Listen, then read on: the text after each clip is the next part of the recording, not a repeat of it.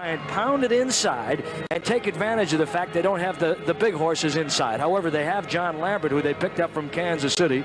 John is 6'10", and Big Dave Corzine, who came from DePaul. You may remember him. Corzine is a big guy, 6'11", 275 pounds. Mike Mitchell at 6'8", the other forward. Tap goes to Sidney Moncrief. Here comes Sidney to Quinn Buckner. Bucks in traveling green, the Spurs in home white.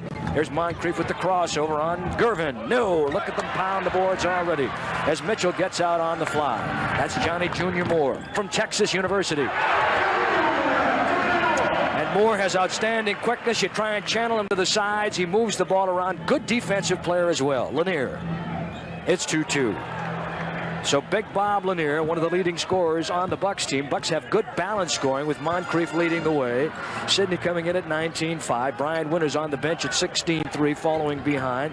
Marcus Johnson at 15-2. There's John Lambert. He's been around a few semesters. Yeah, that shows you what we know, doesn't it? Lanier goes outside right away rather than inside, and of course they fear his outside shot, Eddie. He's probably the best shooting center in basketball. Johnny Moore's a guy they want to try to check his penetration if they can, but he's the guy that's going to try to control their offense. All right, they go Lambert to Moore.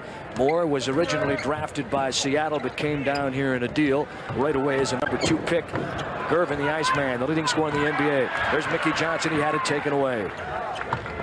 Crossover, Mitchell. Big legs. A kid from Auburn and the Cleveland Cavaliers. That was a good deal for them. And it's 4-2. The Spurs, by the way, a good rebounding team at almost 46 rebounds a game compared to the Bucks at just over 43. So they're a club that will go to the glass both offensively and defensively. And here you'll see the replay. Mickey Johnson trying to take the ball inside, gets called for the foul. And right away the Bucks take a 20-second timeout. You get one per half per team. And Don Nelson trying to talk what they're doing here to try and get this thing back on the right track. They're not that far out of it. It just started 4-2. This program authorized by Milwaukee Pro, intended solely for the entertainment of our viewing audience. Any rebroadcast or other use without the express written consent of Milwaukee Pro and WVTV is prohibited. The announcers for this broadcast are retained by Milwaukee Pro Sports and Services, Inc. with the approval of WVTV. So here they come. George Gervin, he's 6'8". He's a string bean. They call him the Iceman. He rarely perspires. He is perhaps the most proficient and productive guard that the league has seen. He's won 3 scoring titles. First time a guard has ever done that in the history of the NBA. Johnny Lambert. Lambert back to Moore. He doesn't get a lot of attention. Moore on the outlet off the miss shot. Lanier up to Buckner. Drop, leave, feed. Moncrief has to change up, and he missed it, but he was fouled by Moore. So Moore, the guard, transitioning back, 6'3", 175, pounding on Moncrief, and Moncrief will go to the line as we look at it again. Now this is something that San Antonio is very aware of, that the Bucks will do. Buckner was the guy that released, then Moncrief got in on the break. You see the foul, you see Moncrief double pumping there. Maybe that's a good foul because it puts him on the line, even though he's a good free throw shooter. That's still a little bit more difficult than a layup. But the Spurs concerned about the Bucks coming out at the jump shooter, releasing and going on down the floor. Therefore, they're going to have to try to get someone else back other than just the shooter, because it's difficult to release the ball, come down, and take off. You got a frog in your throat tonight? Sounds like it a little bit, doesn't it? Feed it. Feed it, my man. Up they come. Corzine. Bucks putting a little pressure on him. Mickey Johnson, who already has 1 foul, playing on John Lambert. Lambert was a very fine player at Southern Cal.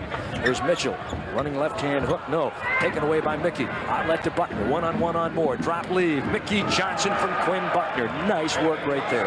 And you see the Bucks coming out with that running game that we mentioned prior to the game. They want to run the Spurs club. Now, Stan Auerbach may want to counter, I don't know, and try to slow it up. But I think if he does that, he's playing into the hands of the Bucks, because the Bucks defense can really dig in. Gervin down to Corzine on Big Lanier. Together. And Lanier on the foul. And Corzine at the line.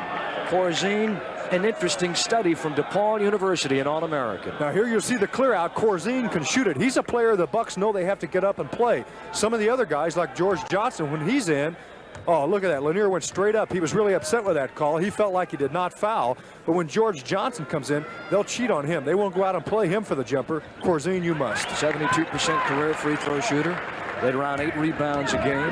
He broke a lot of George Mikan scoring records at DePaul. Here's the Bucks breaking the pressure. Up to Marcus on Corzine. Lays it in. Now he protects the ball with a body with the big man laying back underneath. And Eddie, the Bucks handled that press well. It was a 2-2-1. They got the ball into the middle. Once you do that, it's a quick break and potentially a good shot like the one the Bucks did get. Offensive foul. This time it'll go on Corzine, trying to set the pick and free the way for Gervin, the Iceman. George Gervin, he calls himself the Iceman. He's got a little son. He calls him Ice Cube. And he's one of the main reasons they get so many shot attempts. I'll talk about that during the game as Lanier gets potential three-pointer inside. And let's hope that Gervin is sitting on a glacier tonight, because the Bucks need to cool him down, although he's going to get his points. Now this is where the Bucks feel they can get the ball quite frequently, and look how deep Lanier is when he even catches the ball. Then he goes into that super fake, which so often he'll draw that defensive player off the floor and into the foul. You got two big front end loaders in the middle with Corzine and Lanier. It's a question of who weighs more. I think Corzine's a little heavier than Bob, might be an inch or so taller. Here's Gervin, played by Moncrief. He always draws the toughest. Lambert, pretty good shooter, not a bad rebounder in college. In fact, one of the best in the history of Southern Cal. Marcus Johnson under control to Bob Lanier. Lanier did a nice job of popping out there to get loose. Mickey Johnson fights, landed the Giants in the paint, on the trampoline, and out of there is Corzine. Up to Junior Moore. Junior, a man that you've got to force back to the left. You cannot give him his right hand. There he is. He's on the right side. That's where he likes to go. Bang. Must force him left. 11-9, Bucks by 2. Moncrief and the Bucks trying to put the pressure on the Spurs at the other end. The Spurs will have to get back on the transition. Buckner, that's not there. Two Spurs fight. Corzine, loose ball foul. Mickey Johnson, he's got 2 so far. Mickey Johnson a little upset with that one, because typically when a player has inside position and you go from behind, they'll call that play, or they'll call that foul. There's Mitchell. And an in and outer, and a rebound by Mickey Johnson. Mickey and the Bucks with Buckner in the middle on the break, trying to get to Mickey, and a foul on Lambert. Now Johnny Moore, who came from Texas, has a nickname, and the nickname is Junior Moore. So rather than confuse you folks who may know him as Johnny, you might know that his nickname, and they even use the nickname in the introductions, is Junior Moore. So you know that, you got it, put it in your book. JJR. Well, 11-9. Some of the people here didn't know that. Moncrief inside. Good move by Sidney. Came up short as he came right up in the face of George Gervin. There's Junior Moore. Up they come on the baseline. Mike Mitchell. Off the rim. Rebound by Marcus Johnson. Johnson, look at the Bucks. They're trying to really set the tempo, aren't they? Back to Lanier. Under control, Big Bob Lanier. And the Bucks with Buckner out of there. And Milwaukee leads it 13-9. The Bucks that time, Eddie, had 5 men on the break, and you can see how they really want to come out. And the Spurs, they better get the ball to Gervin. He hasn't touched it in some time. They've really done a job keeping it away from him. There's Mike Mitchell. Meanwhile, Mike Mitchell has handled the ball. He's got 4 points. 13-11 the score. There's Bob Lanier. Lanier has been running at a breakneck pace. Underneath they go. There's Moncrief. They got it inside, and he did a 180 in the air to get that ball loose. How did he do that? Beautiful shot. You saw the double team come over as Gervin tried to front Moncrief. Excellent pass from Lanier. Then he just had such a soft touch as he laid it up. I thought it might hit the back rim and come out. There's your backdoor foul, and that is the Iceman from Junior Moore. Oh, that is a rather nice play. He fakes coming out for the jumper. The pass was right on the money. 15-13, score of the basketball game. Bucks by 2, 6:53 to play here in the period. Buckner. Lanier flashes middle. He's got one-on-one action with Corzine. There it is. Good pump fake for the big guy. Corzine 6'11". To Moore. Lambert right wing. Nice move by Moore. Well, he's the reason why they gave James Silas a ticket to Cleveland. Moore has done everything plus more, according to the coaches. Mickey Johnson, he's fouled. He'll go to the line. He made a tough shot out of that one. Boy, they were right on top of Mickey, and Mickey will go to the stripe when we return after this timeout. 6:25 to play here in the period. The score, the Bucks 17 and the Spurs 15. And as usual, we have a lot of folks from Milwaukee. Steve Reski's here. Mark Schmaltz, Bob Drew, Joel Dilley, they're all here. Group from Janesville, Wisconsin, Terry Hitchcock. Group from La Crosse, Joni, Dave, Dale, Linda, and Dean, the Beinborns, and Kelly Ostrander. Some of the folks that are here. Mickey Johnson makes it a three-point play. 18-15. Mickey Johnson coming into the ball game, averaging 13.2. Make that 11.9. Quickly comes Moore. Drop, leave, feed, Mike Mitchell. Bucks went for Moore. He penetrated, drew the crowd, and dropped it off. Nice job by little Johnny Moore. Eddie, I've seen Johnny Moore have a couple of just outstanding games, both inside and out. As the Bucks there overpass just a bit into Moncrief, but Johnny Moore is tough to check. There's Gervin. He just floats through the air, and the Spurs lead by 1. 19-18. The Bucks are trying to run with San Antonio. I don't know that that's such a good idea. That's probably one of the better parts of San Antonio's game, although they don't run now like they used to a couple of years ago when Doug Moe was here. Right. I don't think they're that good of a running team now compared to the Bucks, Eddie. I think the Bucks actually are better. Here's Buckner. Moore with a rebound. Looks to outlet. A little ball fake action there, and up he comes. Dumps to Lambert. He's wide open. He's got to make that one. He doesn't. Well, those are the kind you have to make to stay in the league, folks. 18 points for Milwaukee so far. Up comes Quinn Buckner. Tries to reverse back to the baseline. Now they swing it out on top. Lanier inside. Good move. Moncrief. Block shot by Corzine. And with it, Mike Mitchell. Up they go to Gervin. Look out on Lanier. 3-on-1. And they lead 21-18. 21-18. There's Dave Corzine. He's become a pretty good player here in the pros since he left Washington, came here for a couple of #2 draft choices, and that ended up being a good decision by the San Antonio club. Yeah, big guy showing he can get in on the break and get his opportunities as well as those little quick guys. Marcus and Quinn started to the lane the same time, had to back it up. Reverse bounce feed, Lanier from Mickey. And it goes down. Well, I'm going to have myself a Miller on that one. I didn't think that was going to stay. Be a good time for you to do the same thing right now. Miller time. Why not? Gervin, by the way, Eddie, playing with that right hand a little. He's had a problem with a tendon in that middle knuckle. It's really affected his shooting, believe it or not. Hard to believe. It really has. He works extra hard, too. When he's got problems, he just goes out, puts a little bit more time in before the game. We've got a foul call. You know, Eddie, and I think that's a good point. As the foul is on Moncrief, I believe, as Gervin tried to come around the screen with Moncrief on him. Catching's in the game. Brian Winters in the game. We'll have Lanier and Buckner out. But something for the young people. Here, Gervin is one of the greatest offensive players to ever play the game, and he puts in extra time every day on shooting all by himself. Okay, now the Bucks are overplaying more, try and force him to the right hand. And the report that I had was you can't give the right, you got to force him left. And look at Gervin will use the old left hand. Well, Eddie, 20 the score of the basketball game. San Antonio by 3. To come back to that, I think the Bucks might want to shade him the direction where there's the most help, and that might change each time down the floor. Brian Winters looks to try and get to Mickey. Now Marcus clears across the lane. Brian gets it down underneath, and Marcus, little movement underneath, and a foul call. Marcus actually shuffled the feet. They gave it to him, and a foul call on John Lambert. John, I don't realize, I don't know that a lot of the folks realize what this San Antonio club has done as we look at the replay. You see him move the old feet a little bit, and the foul underneath. But in 5 years in the NBA, San Antonio has a 58% winning percentage.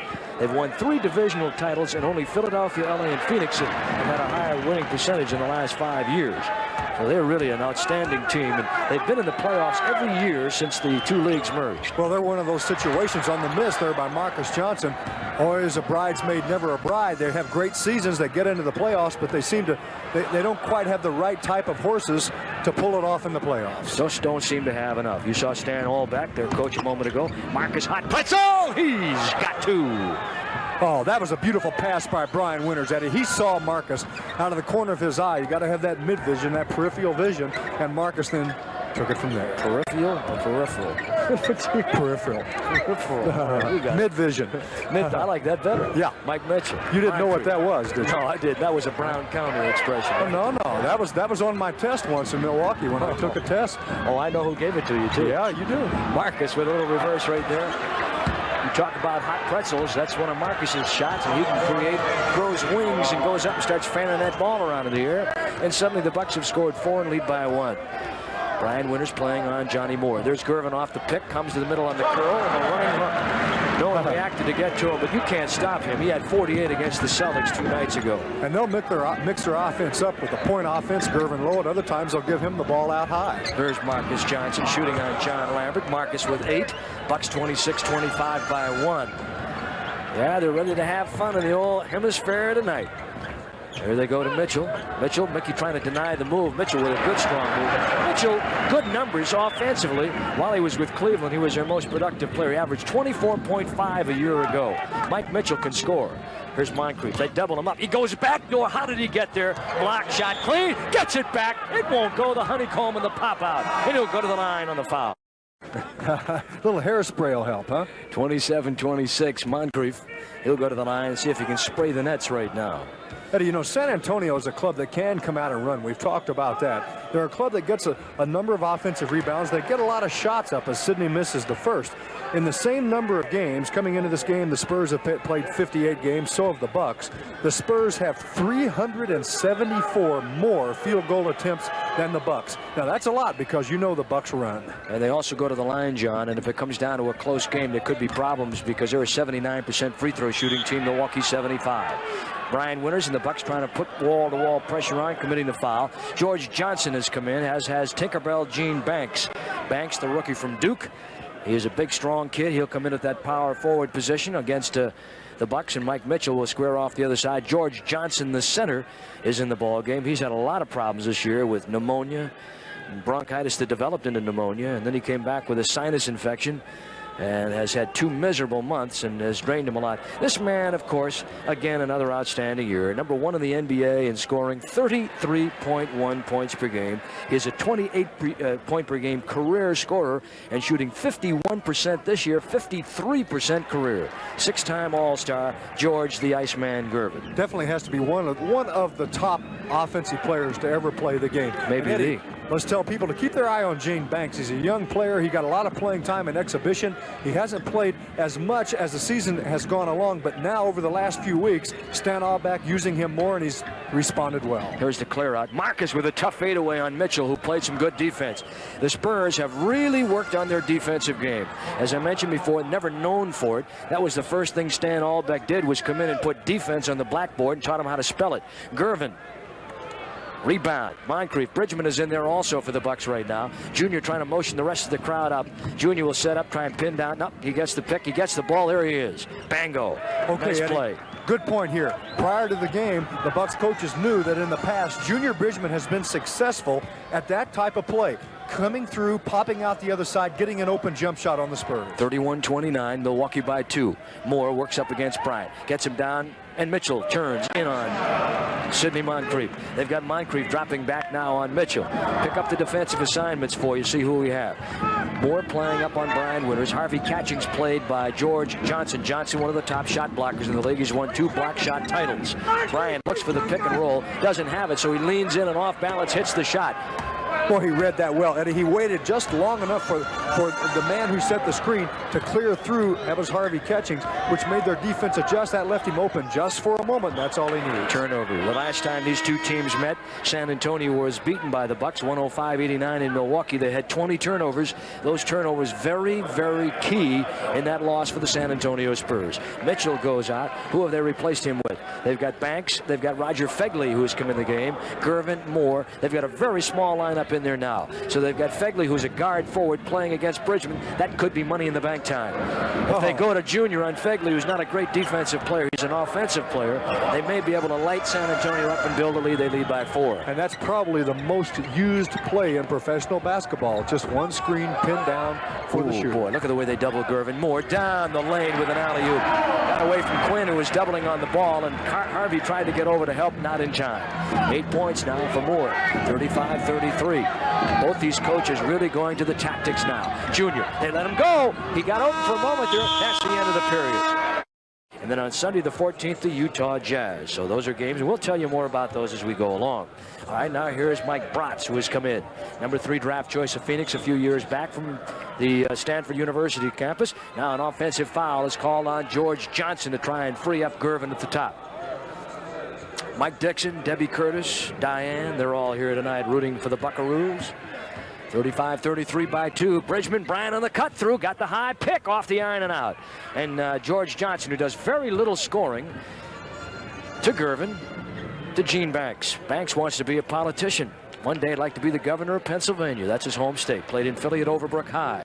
Came out of Duke University on the miss. Here come the Bucks. Well, from what I know of him, he's got the personality. He might be there. He's a sharp young man. He's pretty aggressive. And Buckner on the baseline for 2. And you better tell Junior Bridgman that he made a nice pass and give him credit for an assist. No. I'm not going to tell him that.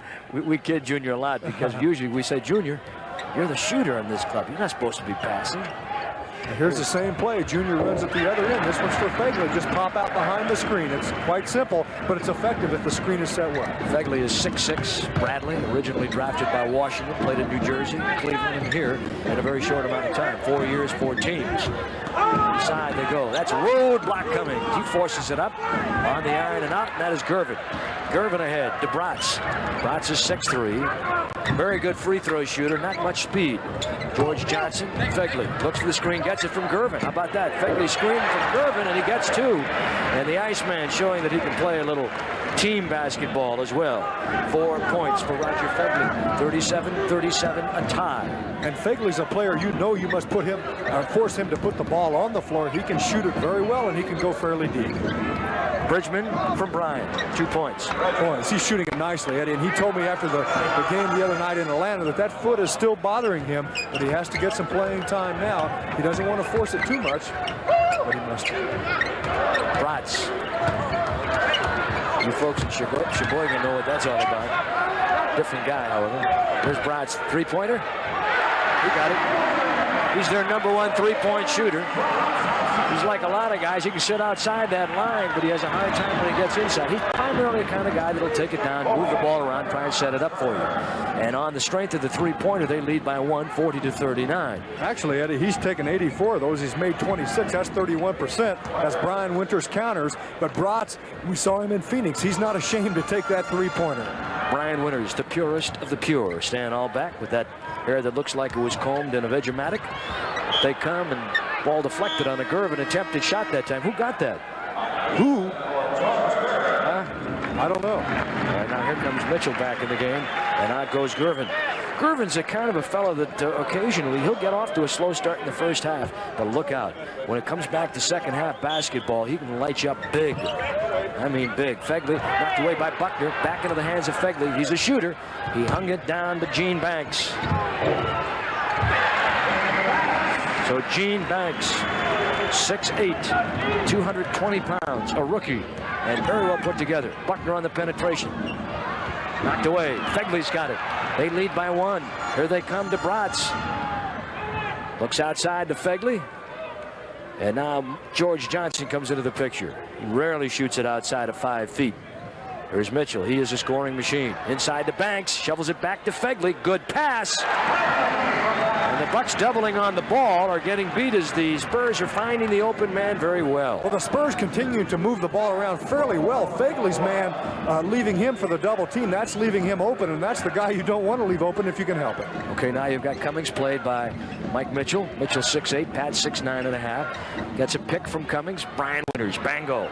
He rubbed Fegley off just enough time to get Brian away. Brian shoots that ball a little bit to the right side of his forehead, and Fegley, trying to come off the pick, could not get there in time. So Brian had a bit of an advantage there. Good pick by Cummings. Here's Banks. Step out. They drive to the back door, and Harvey Catchings with a block and a foul. Well, they tried to switch defensively that time.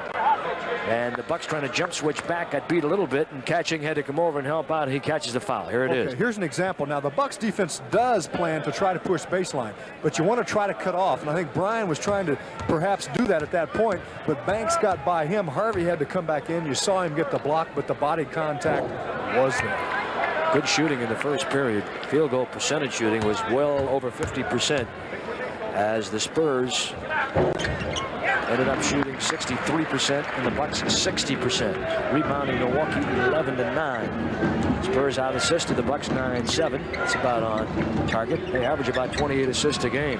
Bryant, they ran that little stack inside. Bryant from about 6 feet out, 45-45. Nice execution. Boy, Bryant is so good in so many situations with that shot. He knows when to lighten up on it, and that time he came from under the basket, as you could see. But he's been shooting the ball very well. Well, he's smart, John, and there's a lot to be said. You have ability, you have quickness, but you have a head like Brian Winters has got. You can do a lot of things and create on the floor. Junior not happy about the foul. He's saying, hey, Terry Durham, I didn't commit the foul. Okay, here it is here. Banks showing some quickness. He goes back to the base, but Harvey helps cut it off right there. Mitchell's good in that situation, but as Harvey releases, that opens up the inside, and Junior gets the foul on the lean-in. Now, actually, Banks leaned into Junior before that and committed a foul. They did not call it. Now, here's a figure to remember about the Spurs. When they shoot 50% or better, they're 24-2 this year. So they're well over 50% right now. The Bucks have got to find a way to try and cool them down. As a team over the year, they shoot 49%. The Bucks 51%. There's Junior Bridgman. We don't want to bore you with these numbers, but sometimes they are significant. Bryan in the miss. Cummings out rebounded by Roger Fegley. Fegley comes down to have a one-man advantage. Bratz in the cut through. There's Mitchell. A block. That would have been good had it gone. It was not good, but a foul is called on the play. And Harvey Catchings, I believe, has caught another one. 47-45, the third team foul by the Bucks. All right, we're seeing the Spurs get the ball out nicely. Fegley with a good rebound, but look how he catches the trailer, who is Mitchell. And a lot of times when you clear through and spread out, if you're one of the lead men, that opens it up for the trailers. It did just enough for Mitchell to get inside, draw the foul. And Cummings was the man that gets the foul. He got it before Harvey got to the man with the ball. So Mitchell with a chance to put them up by 4 and does. 49-45. You know, Eddie, that's something for these young people to remember. A lot of times on a break, don't just come up the floor and stop. Either fan out or continue on through. Junior, very special. He was fouled, the Bucks said no, and Cummings underneath got fouled as the shot was blocked. Bucks trail by 4. Junior Bridgman thought he got fouled. He rarely misses a shot that badly. He said, you think I fire up air balls like that all the time? Well, you see Junior leaning that time. When you throw up an air ball, a lot of times you are hit, but Pat with a good move here gets Mitchell off the floor in the air and then takes it back into him, even though the rejector was standing right there. That's George Johnson. They have gone to the free throw line about 100 times more this year than the Bucks have. And this man, Pat Cummings, at the stripe, normally a very fine shooter. Cummings this year, 78%, makes 1 of 2. The Bucks are not having a good night at the line, Johnny Mac. They're 5 for 9. And you realize with 6 for 10 now. Excuse me, with George Johnson and Harvey Catchings in the game, you have 2 pretty good defensive centers. Bryan step out, good defense right there as he switched up to help out on Banks. Back to Bratz, inside Mitchell. There's that hook. He's tough with it, John. They cannot allow him that hook coming off there. Someone's got to come from the weak side to help. Well, what happened? Harvey is playing the forward Mitchell, and that, of course, puts Pat Cummings over on the center. Johnson, and we see the foul inside. We'll come back to that. But Harvey that time left Mitchell to come over and give help. By the time he got back, Mitchell was into the move. So Lanier is going to get a call. Bridgman will be at the line. We'll see it again and send it away and let you know that with 6:45 to play here in the half, it's San Antonio 51 and the Bucks 46. From Sheboygan, hi, Mom. Gordy Loomer, family of Madison, moved to San Antonio, still a very loyal Bucks fan. All his friends in Green Bay. Mark Russell, Oshkosh, and Texas Lutheran College. And Jeff and Ann Kusterman, who are from Milwaukee, along with Kurt Weber, who's a student at St. Mary's University. Came from Thomas More and Jeff Morova. We need more of those kind of free throws. Johnny Mac? How come so many of those Wisconsin people are down here in the Sun Belt? Every time we come down, San Antonio, Phoenix, San Diego, we get swamped. You're not going to ask me that question, are you? No, why? In a long, cold winter, Don Nelson. Except that the Bucks have tried to keep things pretty warm, and they've done a nice job. Yes, they have. 51-48 score of the ball game. High-rise Lister will get a chance to come in here. Bob Lanier is back in with Harvey Catchings. He replaces Pat Cummings. On the miss, here comes Lanier with a rebound. Buckner in the backcourt. Foul, Roger Fegley. That'll be number 3 on the Spurs. Last year, they would have sent them to the line for 2. This year, you get a side back inbound until a penalty situation. Then you get 1 plus the penalty. There's Roger Fegley. He went to Bradley on a baseball scholarship, decided to play a little basketball, and basketball's become his career. He was a very fine baseball prospect. A pretty versatile basketball player. He can play that forward or that guard position. He can shoot the ball well. That time, he didn't play the D too good. Oh, good pick by Lister to free Bryan. He goes to the back door, and the ball knocked away in a Bratz foul. Well, Bratz had to fight underneath the pick that time to help out. Bryan went to the back door, trying to shoehorn it up there, and a foul call on the reach-in. Bryan a lot of times will duck behind that screen as we see Gervin come back in. The game Fagley will go out. Now Gervin will come over on Brian Winters, but Brian uses the screen very well. He ducks behind it when the defensive player tries to come over the top. Shoot it, Lanier. They're going to leave him alone? No, that's not what you want to do. Lister wants the ball. He's going to get the ball. They're going to try and get him on the scoreboard, and George Johnson gets the foul. Well, they were obviously trying to get the ball to Lister to try and get him in the game right away. And Lanier will talk to Don Nelson about something now, as Alton Lister will go to the line, and Lister comes in a 51% free throw shooter. You can see Alton draws a lot of attention inside, but that's a good way to get the big guy involved in the game, or at least the offensive part of the game. Get it to him deep so he can work inside rather than giving it to him a little further out facing the basket as he misses the first. Lister not a good free throw shooter. If he makes one here, I think we all ought to raise a Miller beer. Be a good time right now. Pop the top and drink one for Lister. Well, drink one anyway. Drink one anyway. What's he shooting on the year? He's shooting 51%. That was a whistle. Not good. 51, 48. Brotch blocked by high rise. Up into the hands of Lanier. He got a fast break flyaway. Brian with a running screen, and Junior with a flyaway jam. Brian Winters was running interference for Junior there as he screened two of the Spurs away from trying to catch him. You came all the way up out of your seat on that one. I like to do that every now and then. And you just got to table height once you made it. I'm a Ouija boy. 51-50 is the score of the ball game here. Spurs by 1. A foul on Brian Winters. And let's see, the Bucks now at 14 fouls. The Spurs are over the limit. Been there since the 6:09 mark. Banks on the back door. Oh, my goodness gracious. Someone's got to drop down and react. Oh, that was what you call an in-your-face facial. How do you keep from hitting your head on the bottom of the glass on a move like that? That was really a beautiful play, and Mitchell can get up. How do you keep from getting a nosebleed when you go that high? Now we got a 3-second call on Milwaukee. Bucks trying to break down a little bit. They trail it by 3, and the Spurs are playing very well. You know, a lot of times that can happen when you make one extra pass, but if you're inside in the paint, you must get out. Now Lister is really going to have himself a job here. He's got to get up on Mitchell. You can't allow him. He's got 18 points in the game. Mike Mitchell, Lanier, they lead by 5. That's their biggest lead in the game. They got up on him on that last play before that one, and he jammed it. Oh, tough shot. Can the man shoot? George Johnson in his face just picked up his 3rd foul, and Bob Lanier goes to the line and twists the neck. He's had problems with neck spasms.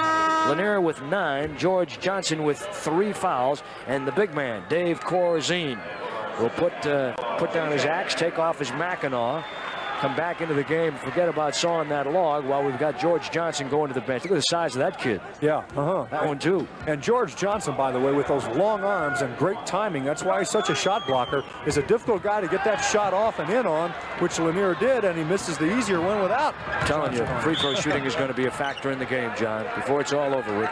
Bratz will go to the line. The Bucks on the foul. Bratz dished it off and then got fouled on the way through. Moncrief will come in now. Junior Bridgman gets his 2nd, and the Bucks are now over the limit. Here we'll see Bratz bring it up the floor quickly. He's a pretty good player in regard to pushing it fast, going right or left, trying to make the play, and yet shooting it outside. Therefore, he has to be respected, because if you come up on him, he can go by you. If you fall off, he can nail it. Well, the Bucks have replaced Quinn Buckner with Sidney Moncrief. Right. And Bridgman, so they've got Junior at a small forward position. And they've got Mike Bratz, who is like the all-time leading free throw shooter from Stanford at the line. He was an 82%er through his college career, and he is a good one, and he makes a pair. Mike Bratz, this year he's an 80%er. Didn't get a lot to shoot from the floor, only 41% from the floor. As we told you, not a great field goal percentage shooter. Moncrief, try and get him one-on-one on Bratz. He'll light him up. Brian on the cut through, has to shoot it, expose the ball, and still hit the shot. I don't know how he does it. He takes it in with the right hand, the man trailing him defensively, and he still shoots it over. Well, Brian's so tough going left or right. I think he might shoot it even a little bit better going left, and the way he releases the ball, it's so tough to get to. That's the man they've got to shut down right now. Mitchell makes a bad pass, trying to shoehorn it up the baseline, and Brian right there to receive. 3-pointer off the iron. Lanier trying to take it away from Banks, knocks it away. Lister, he rifles a pass. Moncrief dances out of the lane, gives it to Junior on the miss. Kept alive by Lister, and Lister again. Ball hot potato. Who's got it? Alton Lister on the dive. Bridgman, he's got a man on the right. He puts it in himself. Ooh, wow. I like that. Some good basketball. Eddie, good play by Lister. He's the guy that kept it alive. Alton Lister, a couple of times, is the guy that went on the floor then to finally come up with it and get an eventual 2. And it's Junior with a 12-point night going off the bench. They need to get him. Here's Gene Banks. Mitchell over Bob Lanier, and he put it in. Mitchell is a fine offensive scoring machine, as we told you.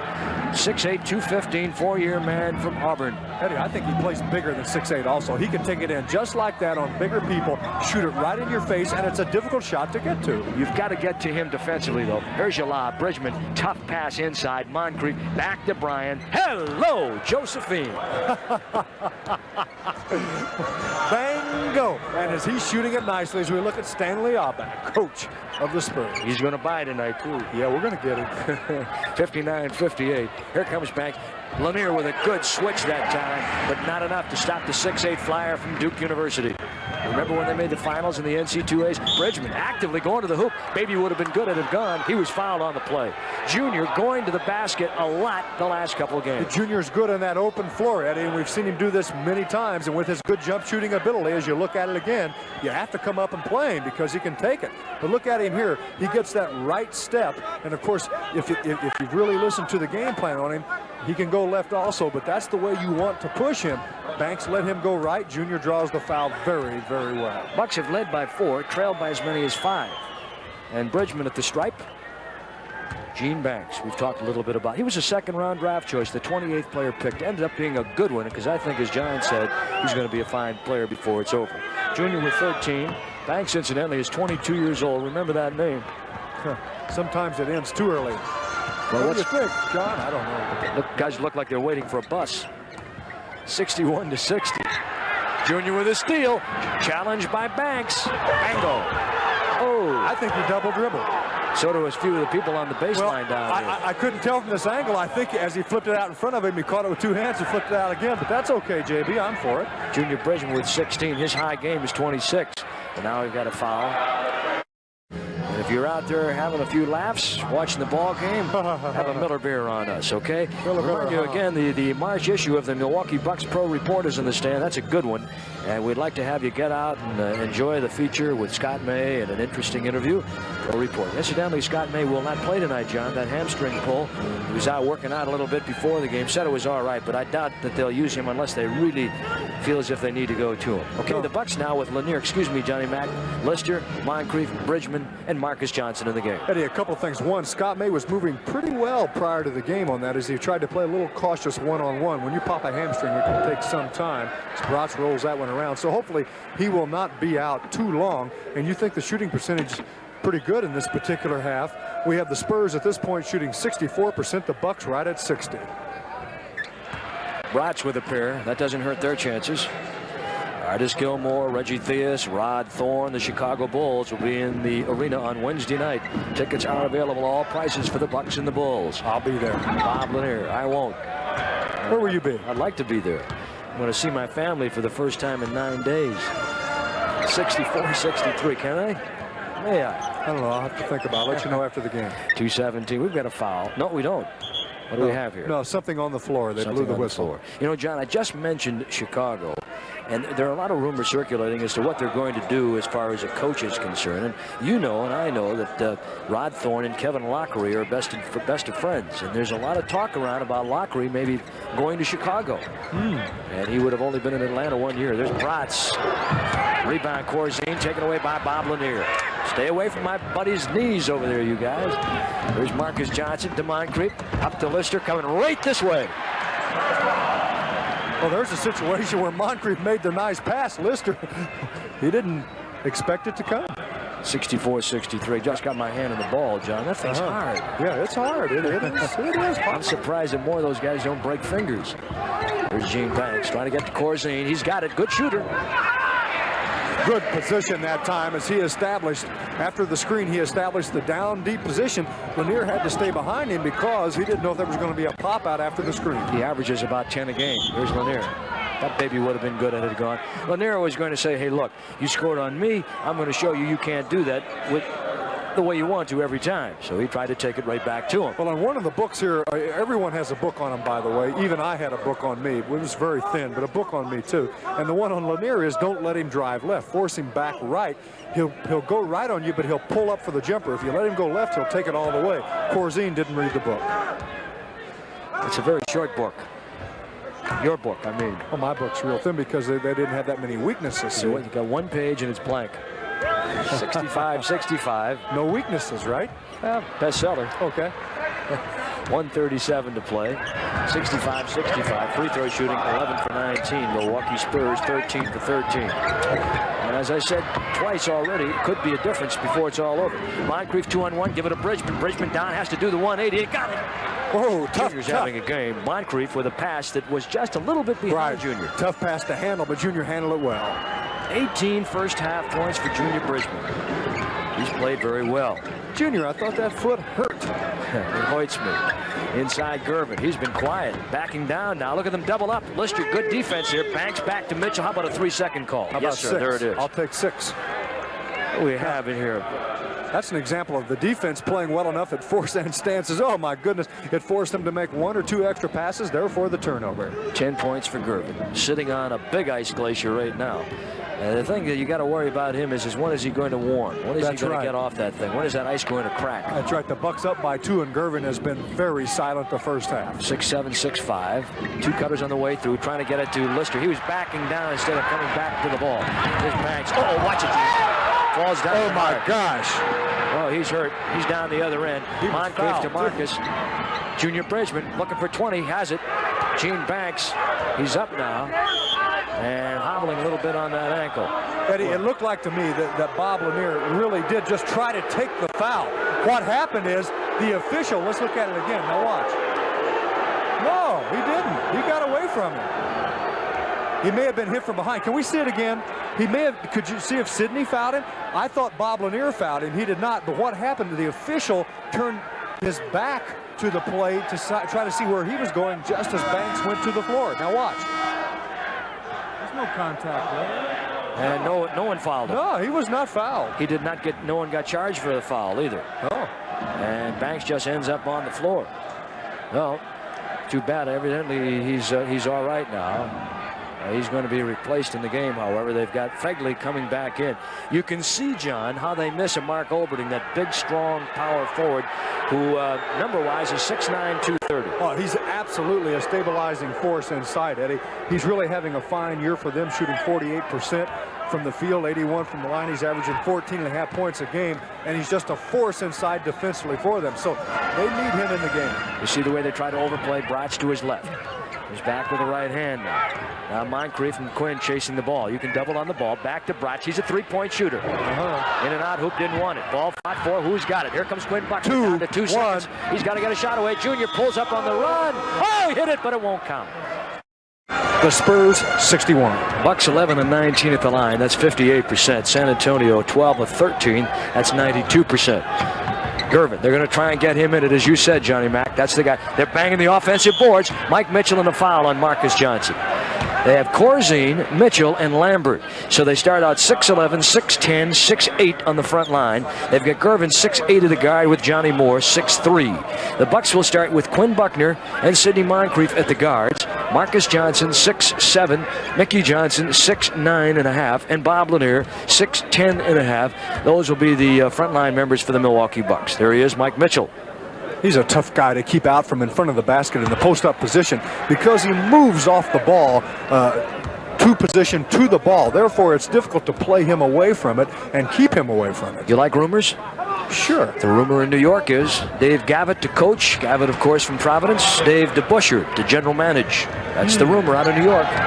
69-67. Marcus Johnson with the ball. Big Bob Lanier on the lob, tries to go the back door. He had to go way out to get the pass. Air special Moncrief knocked away off the hands of Moncrief, and it will go back to San Antonio. So the Spurs, who average close to 113 a game. The Bucks, who are right around 107 a game. The Spurs give it up at 109. Milwaukee 101.2, number 3 in the NBA defense. All right, Gervin, 19,000 career points. They've done a job on him so far. Moore. Sweet spot. Slingshot. Buckner with a trailer. Mickey right there. He saw it coming all the way. Teamwork to break the ice at the other end. And that's how the Bucks were released. Buckner came out on Moore, continued on down the floor. That makes it tough for Moore, and the double team forces the turnover. Boy, I'll tell you what, they are all over George Gervin so far. They double him up on the baseline, and they're trying to force the ball to go to Gervin, and Gervin trying to force the ball inside. is being handled by a good double-team defense so far. We might expect to see him get the ball, maybe Eddie, out at the top of the circle and start working there rather than on the base. Buckner, Marcus pops out. Lambert 6'10" on him. Tries to look to the man flashing back door. That's Moncrief. Lanier coming from the other direction. Shot clock down. The shot clock is out, as a matter of fact. We do not have a shot clock, so I can't tell you what's going on.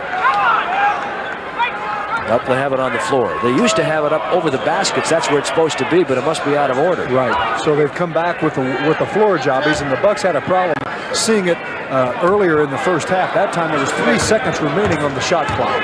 Johnny Moore with his second foul. Sid Moncrief at the line. Free throw shooting has not been there all night, and now Moncrief will come back and put the Bucks at 12 of 20 at the line. Not good. And he makes 2, and it's Milwaukee 73, San Antonio 69. Roland and Cheryl what is it? Wozniak. Well, it's W-A-W. It's an alphabet full. Wozniak, I think it is. They say hi. Corzine. And he answers with a hello. 73-71. Buckner, Moncrief, Gervin plays in. Marcus gives him a high pick. Can't go that way. Moncrief fires an air special. Saved by Mickey Johnson.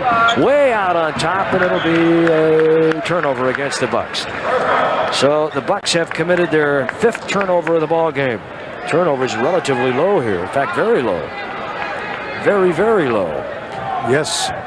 Moncrief, by the way, very upset. He even went after the official to talk to him about, hey, he hit my arm. I don't normally shoot quite that badly.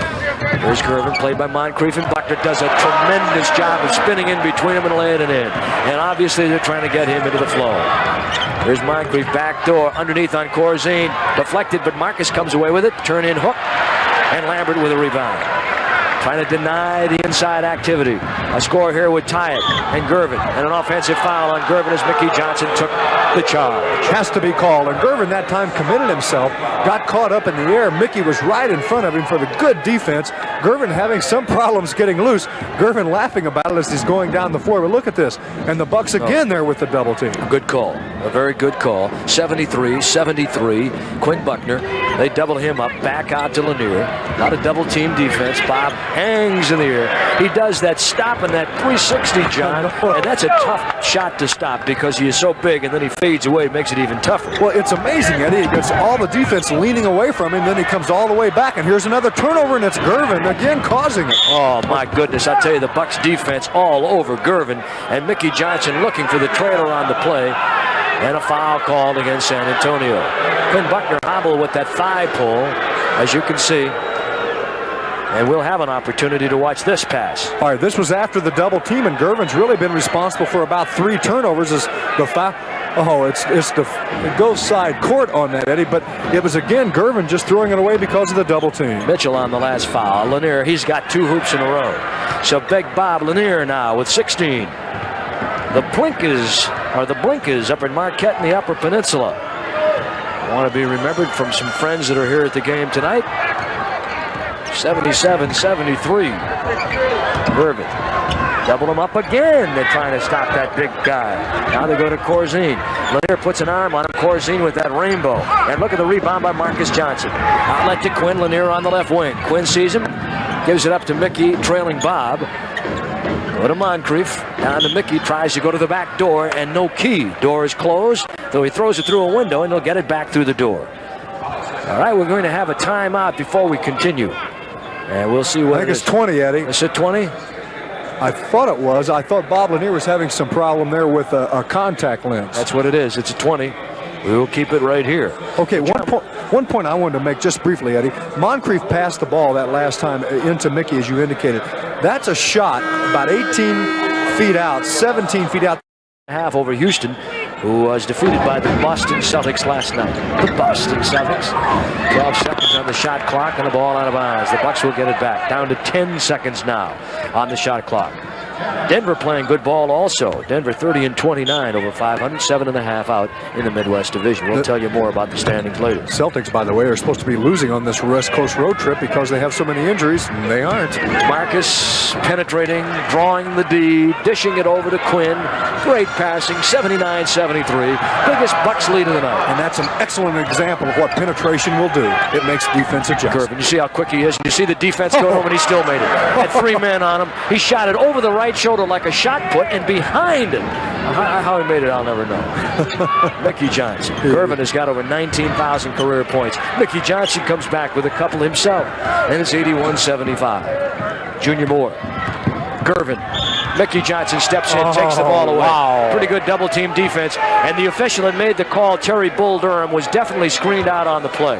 Maybe if we get a look at it on a replay, we can see a foul. I did not see it initially. He may have had a better look. I'll tell you, Eddie, at this point, the Bucks have been absolutely beautiful at their double team on Gervin. They've timed it just right. Moore, we don't have a replay. Good. Foul. He'll go to the line. 3-point possibility, 81-77. Fine play by Johnny Moore, taking it back inside. He saw just enough of an opening, and he threw it up a little quickly, knowing he had to as Lanier came out on him. Johnny Moore, Texas, fine player at that school. And Moore, who came here, he's really done a nice job. And as I said earlier, the reason why James Silas is suddenly sitting over in Cleveland. Moore, 6'3", 175. He was the last cut here in 79, sat out, and then re-signed in 1980. So he stuck with it, young people. They run a high post split. Moncrief on a double screen. That's the old Celtics play. They used to run that baby for Havlicek, and it's 83-78. And Moncrief taking the shot I talked about. I like to see him take that one, and the Bucks not afraid to give it to him. Obviously, that double screen was for him. And you're right, they can run a back screen on that also. He can go back door or over the top, and look at that, little Gervin. Nothing big, just flip it in and get 2 more. He just steam shovels it up there. Drop lead, feed Lanier for Marcus. Corzine out of Marcus, got a one-on-one post up on Lambert. I like his chances there, and he comes up with nothing. Johnny Moore has Lambert on the right wing. Gervin on the left wing. Goes to Lambert. 83-82, 6-point lead to 1. And the Spurs are hanging right in there. Good road team, or I should say good home team. They're 23-7 here at the Hemisphere. It's better than the Bucks' home record of 22-7. But Milwaukee, the best road record in the NBA at 20-9. Here's Bob Lanier. Double, triple team. Got it! Sweet spot 2. He has the moves. The big guy, once again, taking it to his left, gets the defense leaning away, and he does that 360, Eddie. He's open. He's got 18 for the game. Bridgman on the bench with 20. He's coming off the bench right now. Lambert. That's a little out of his range. That's the shot you'd like to see him take. Dumps it off to Mitchell. Offensive foul on John Lambert. And the rubber band man has caught another one in the head. Well, his head...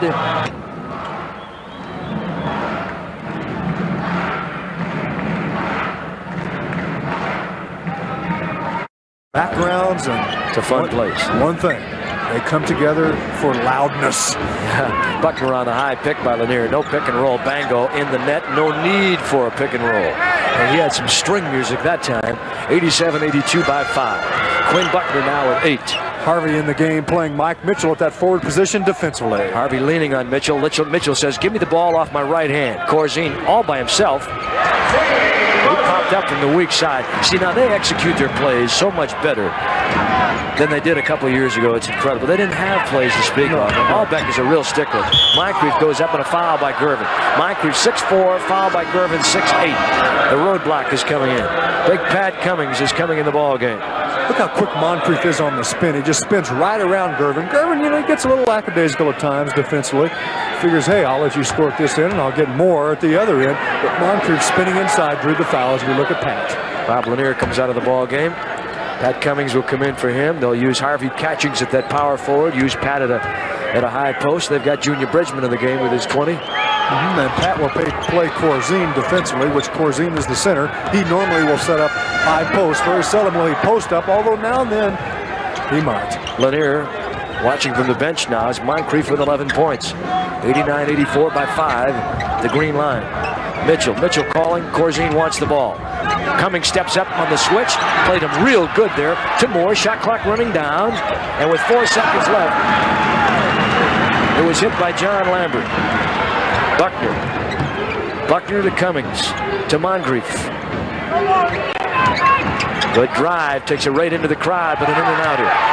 And Gervin spins loose. They come down trailing by 3. Chance to draw to within 1.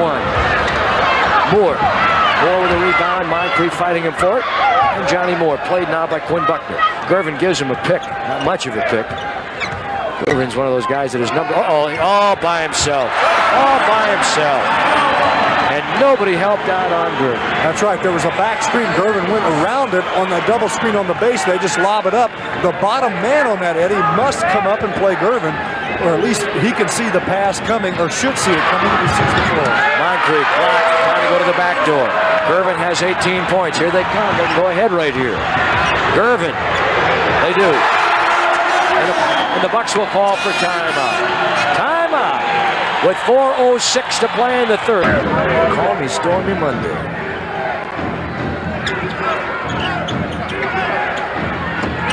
Johnny. But at first, they didn't know if he could really fill those shoes. It looks like he's been doing a pretty fair job as Buckner will get the reaching foul.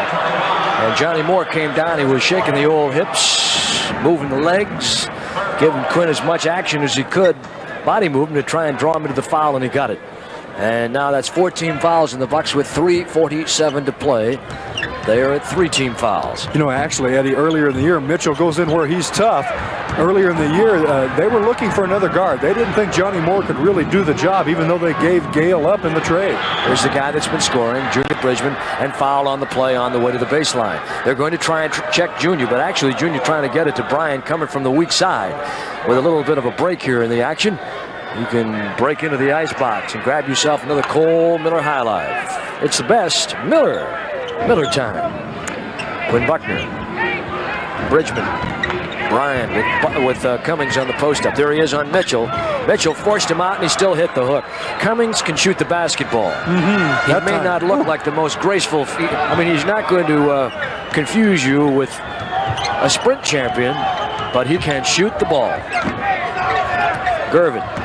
Okay, Eddie, there's where I was talking about. That's a great that move. Can you believe that? That's a great move, but that's what I'm talking about. If they give him the ball at the top of the circle, he can see the defense better. As Junior with a great move inside, Lambert cannot guard him. Got a lot of great moves tonight. Junior with 22 points in the ball game, or I should say Gervin with 22. And remember when he came out at halftime, just as we'd said, we knew he was going to come back at him. He had 10 points at halftime. So 12 in the third period. There's Tinkerbell Banks coming in. And look at Junior Bridgman putting the fake on Lambert as he comes up the floor, faking left, going right, taking it all the way to the hoop. And I think we might see Gervin set up under the basket. He will get a screen under the basket, then come to the free throw line, get the ball there. Then he can see the defense in front of him a little bit better. It's more difficult to double team there than on the baseline in most situations. 92-92. Bucks in a tie. Banks back in.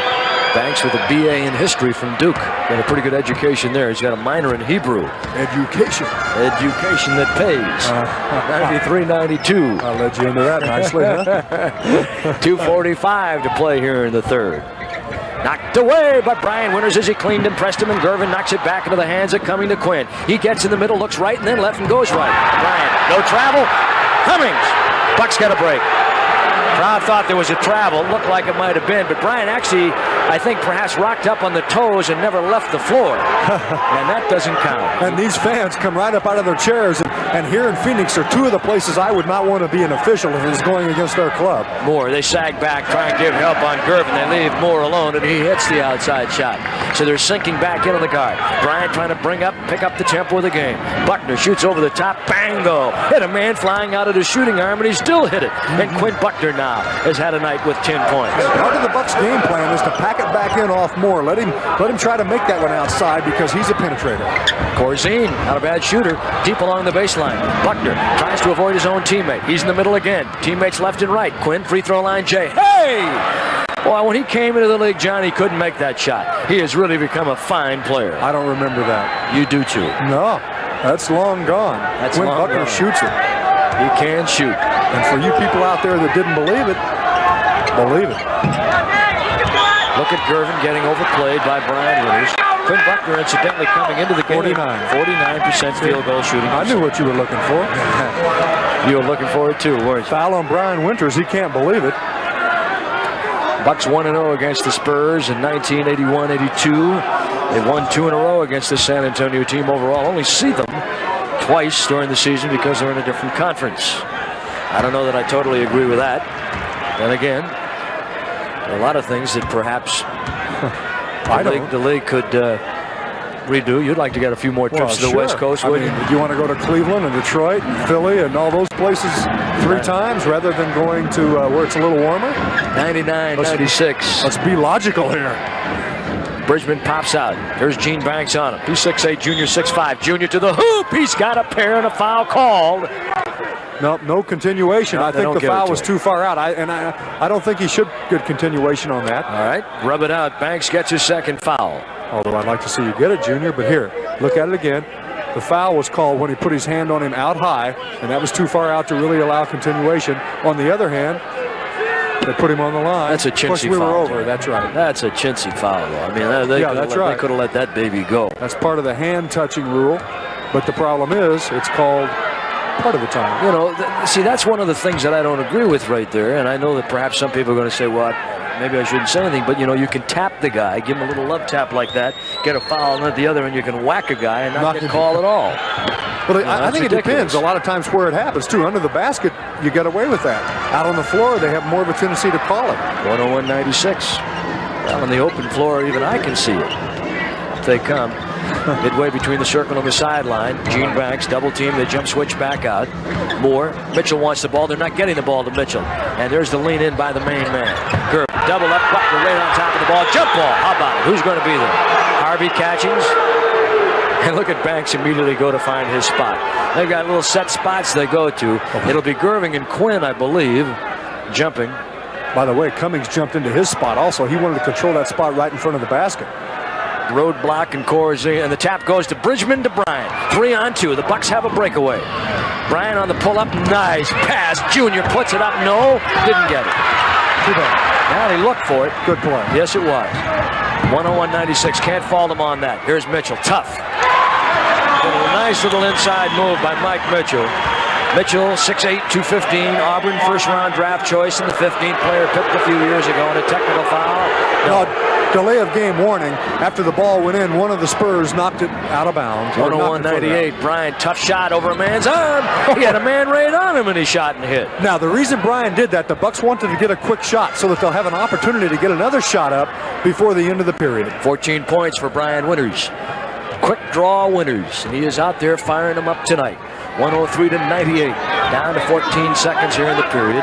Here's that machine gun dribble by Moore. Gets the high pick from Corzine. Harvey's got to step out and help. By Harvey. And on the follow, Corzine. He's going to get that last shot.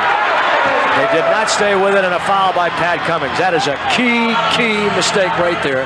That's a three-point play possibility coming up here. The Bucks might have had themselves a chance to close out the period by 5 points. Okay, it's a set play. You see Moore with the penetration after the screen. Corzine getting inside because Harvey had to switch away that time to give help. That left Corzine in good position. Pat tries to take the foul, but he didn't take it quite aggressively enough, and it left the big, strong Corzine, and that's a big guy, to get it back. 3 seconds. They're going to get one shot left, maybe. No. Bucks caught a little break there. So the Spurs with a chance to slice like a little gallery, a Bucks gallery in your room, all you young folks. Love to have you come out. That's Friday, March 19th, the Cleveland Cavaliers. Ned's Catchings Jr. on the front line. George Johnson is in the game. He's their intimidator, the shot blocker. Back to Bryant. Stepping out on him is George Johnson. There's a mismatch inside. There it is. Harvey Catchings on Gervin. And on the rebound, ball flat forward, knocked out of bounds by Harvey Catchings. Moncrief will come into the game as soon as possible. Bucks try to create a mismatch. They got it, and Mike Bratz will start it out on the side back with Gervin. So Bratz at 6'3", Gervin at 6'8". Gene Banks at 6'8", George Johnson at 6'11", and Mike Mitchell at 6'8". And it's interesting, the Bucks now have Catchings playing George Johnson, not Mitchell. We have Pat Cummings on Mitchell. And on a busted play, Bratz gets it back, goes to the back door, shovels it in the crowd. Oh, boy. George Johnson, who they say does not have very good hands, caught one right in the breadbasket that time and had to catch it to survive. And he has a chance to tie it right here. Okay, this is a beautiful play by Bratz. He takes the ball to the basket with a vengeance, and George Johnson, apparently reading it well, knowing that the penetration is there, he comes to the basket with a real force. The play was made. Had George Johnson not been there, Bratz might have been in trouble. You don't see George Johnson shoot free throws very often, but if you noticed, he did something a little unusual. There's the press. Shoots him underhanded. Rick Barry caught it. Barry was the last one. That's right. The pressure, screen Harvey Jr. He's been hot. Not this time. Tip, Bucks miss. 2 opportunities. And now the Spurs with a chance to go ahead. Bratz. Lanier is going to get a call. Bratz inside. There's Mitchell again. Weak side help. Well done. Follow-up tap once, twice. Tipped in. Cummings may have tipped that ball in. Johnson will get credit for the 2. 105-103. Bucks have led by as many as 6. Trail by as many as 5. Been one of those yo-yo tight games all night and a good ball game. Hope you've enjoyed. Catchings to Junior. That's a goal, Tim. Yep. You know, now that shot might have had a difficult time going in, and that's when George really has to read it a little bit better.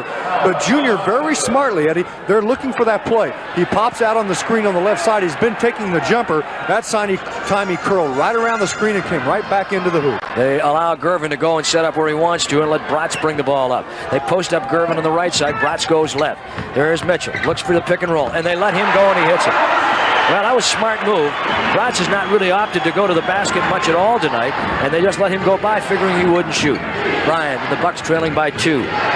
No time to get cold, Bryant, and he allows the Bucks an opportunity to come right back and tie. My goodness, that time when he started to turn and leave the floor, Eddie, he was still facing down court, but he was able to square himself up and still put it in. About 12,000 on hand tonight to see the Bucks and the Spurs battle in a real good one. Bratz banks on the right. Gervin goes down. Moncrief stays with him. They have a double screen on the left side. Banks with it. Tough shot. No. Mitchell fights. Bucks had inside position, and it's Moncrief who comes away. Moncrief. Bryant ahead on the right side. Tries to find him. Pulls up with it. Goes to Brisbane. Picked by Harvey. Cummings is set up in the corner. They rotate it on top to Bryant. Going to run a fist play. Atlanta leads New Jersey after 386-72. New Jersey's been playing extremely fine basketball. Come around, Junior. He's deep. Looks good. Wasn't there. Gervin with a rebound. Washington leads Utah after 1. 34-26. In Detroit over New York. 89-75 after 3. Now, those are the only scores we have. Something the Bucks want to think about at this point. We're seeing the Spurs really concentrate on going to the offensive boards on the missed shot. Try to keep them from getting the ball back as much as you can. Mitchell. Banks underneath. Mitchell and no help, and the Spurs by 2 in a timeout call. And Don.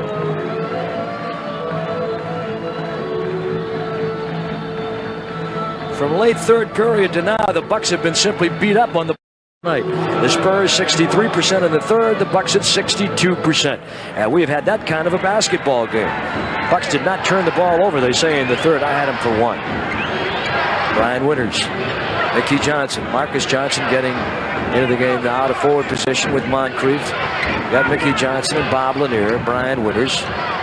Tough shot, and he hit it. Over Mike Bratz. Tough shot. He was also hit on the arms as he went up, and many times we'll see Moncrief get hit on the arm, and he's strong enough in the upper body, Eddie, he can stay right with the shot. Now we have Fagley in the game. He's guarding Brian Winters. He's probably, since he's quite a bit taller, he's in there to try to shut Brian down a bit. Nobody shut that man down tonight, Mike Mitchell. And we told you at the outset of the telecast tonight he would have to be a guy to watch. And a foul called on who? Mickey Johnson. Now we'll see the clear out here. Mitchell will get the ball. He's got a quick step. Look at this. He can turn and face the hoop, but he's got so much confidence in taking it to the basket. We saw the clear out, nothing baseline.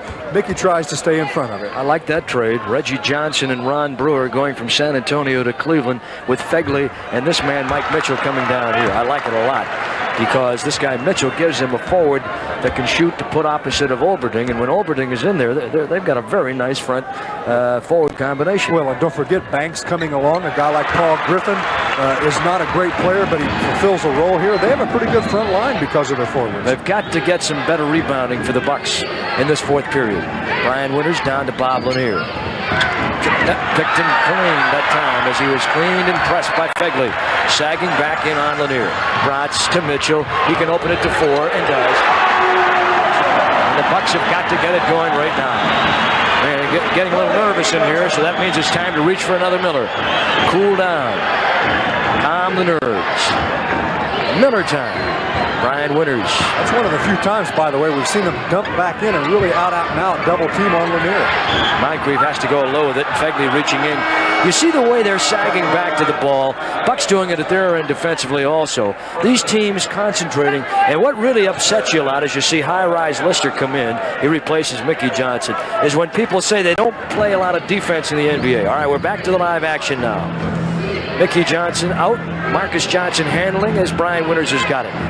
And the shot clock down to 17 seconds. Lanier. Moncrief. Lanier wanted to go to him. There's your pivot screen. Rubs off Bratz. Moncrief in the lane. Pick and roll. Big Bob with a pump fake. Block shot by George Johnson. 2-on-2. Clean and pressed by Brian. Picked up by Mitchell. He's tough. Mitchell has been the man tonight. He has 32 points. And suddenly the Spurs with their biggest lead of the ball game with 7:19 to play, 6:21 to play. Bratz, Mitchell, Lanier, played on by George Johnson.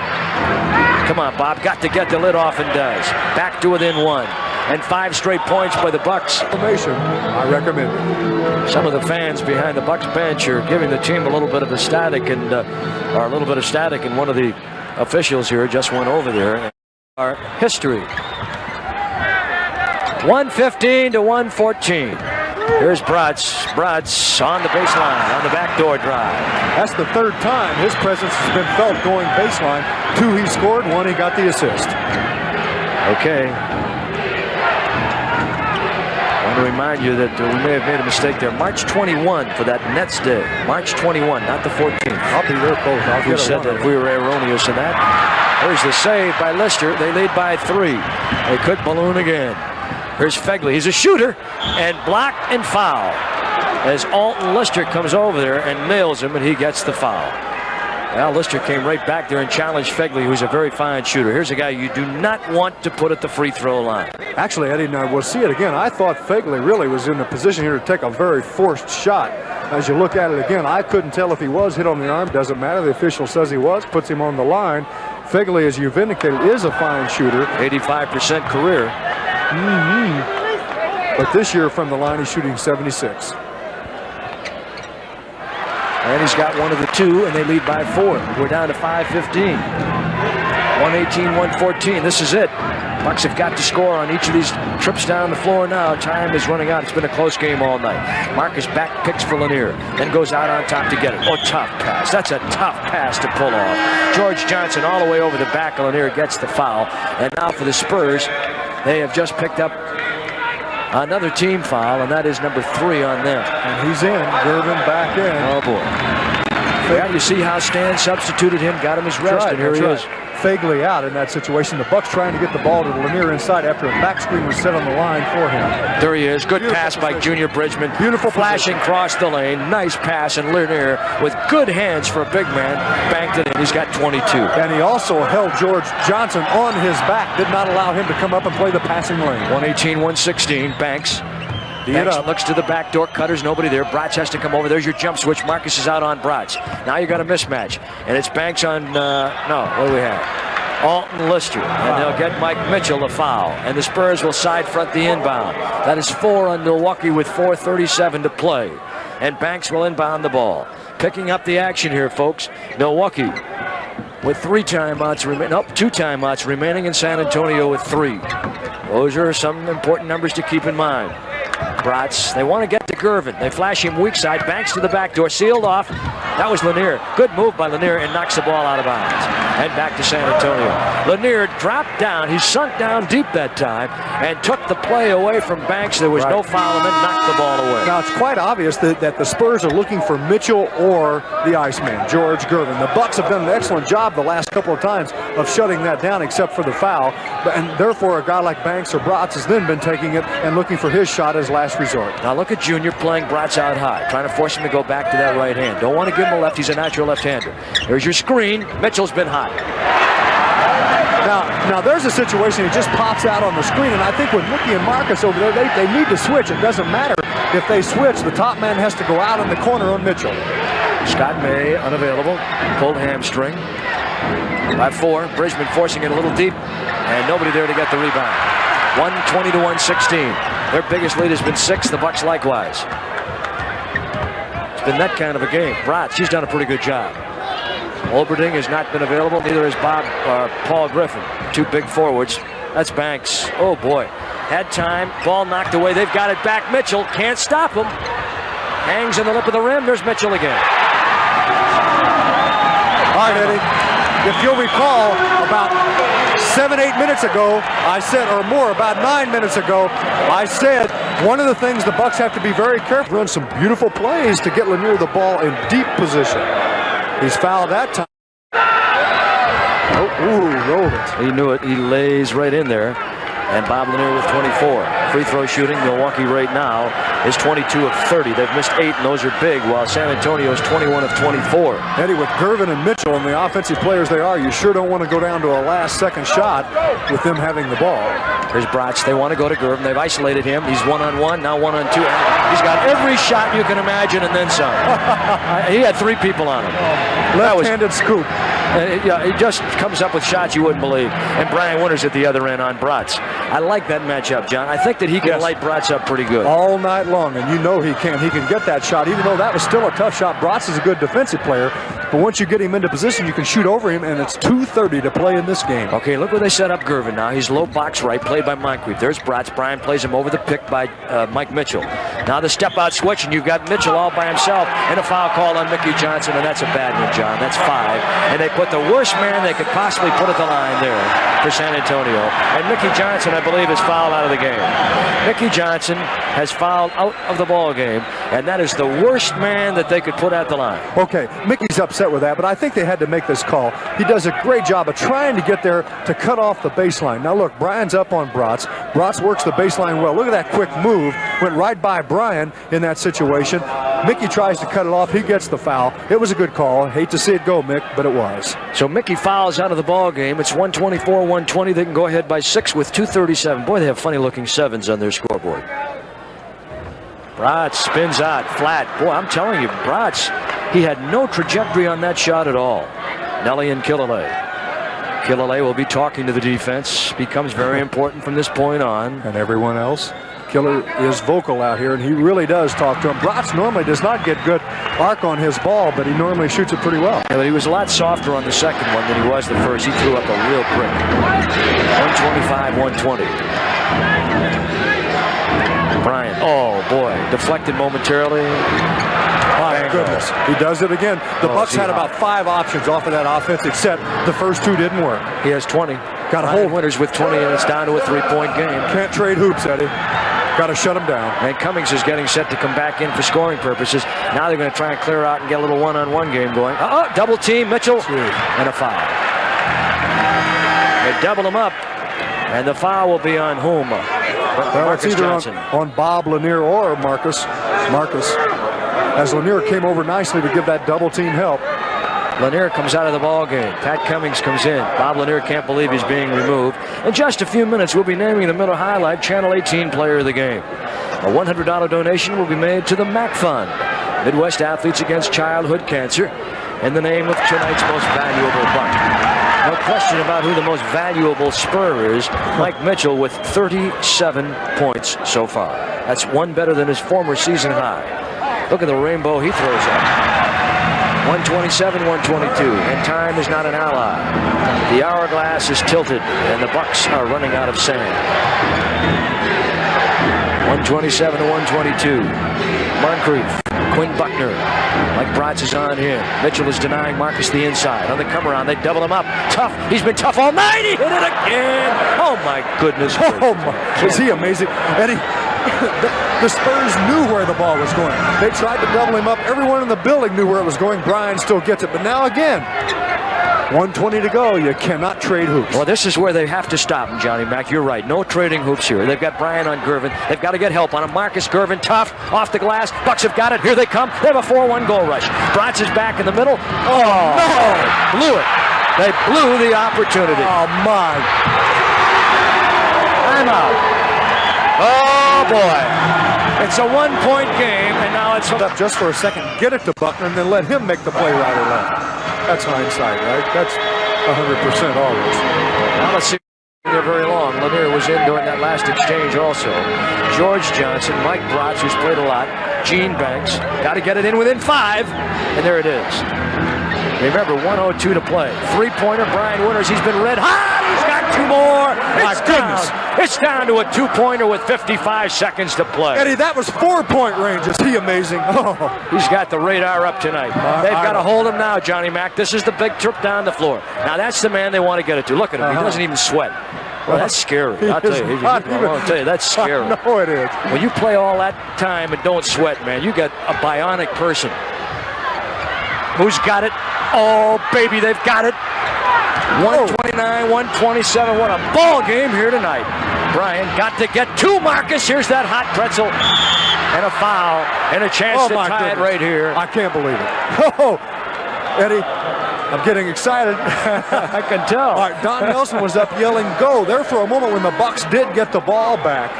They were looking to Nelly to call a timeout, and he was saying, go, take your chance, take your opportunities on the break, which is what they did do, and that resulted in the foul. We do not have any official timeouts remaining for the Bucks. I believe they have a 20. I believe, I'm not sure. So that if I had to... No, I think Lanier took... No, you're right. I think Lanier took that 20 for his contact this second half. You might be right, Johnny Mac. Listen to the crowd here. They got to him. They got to the big man.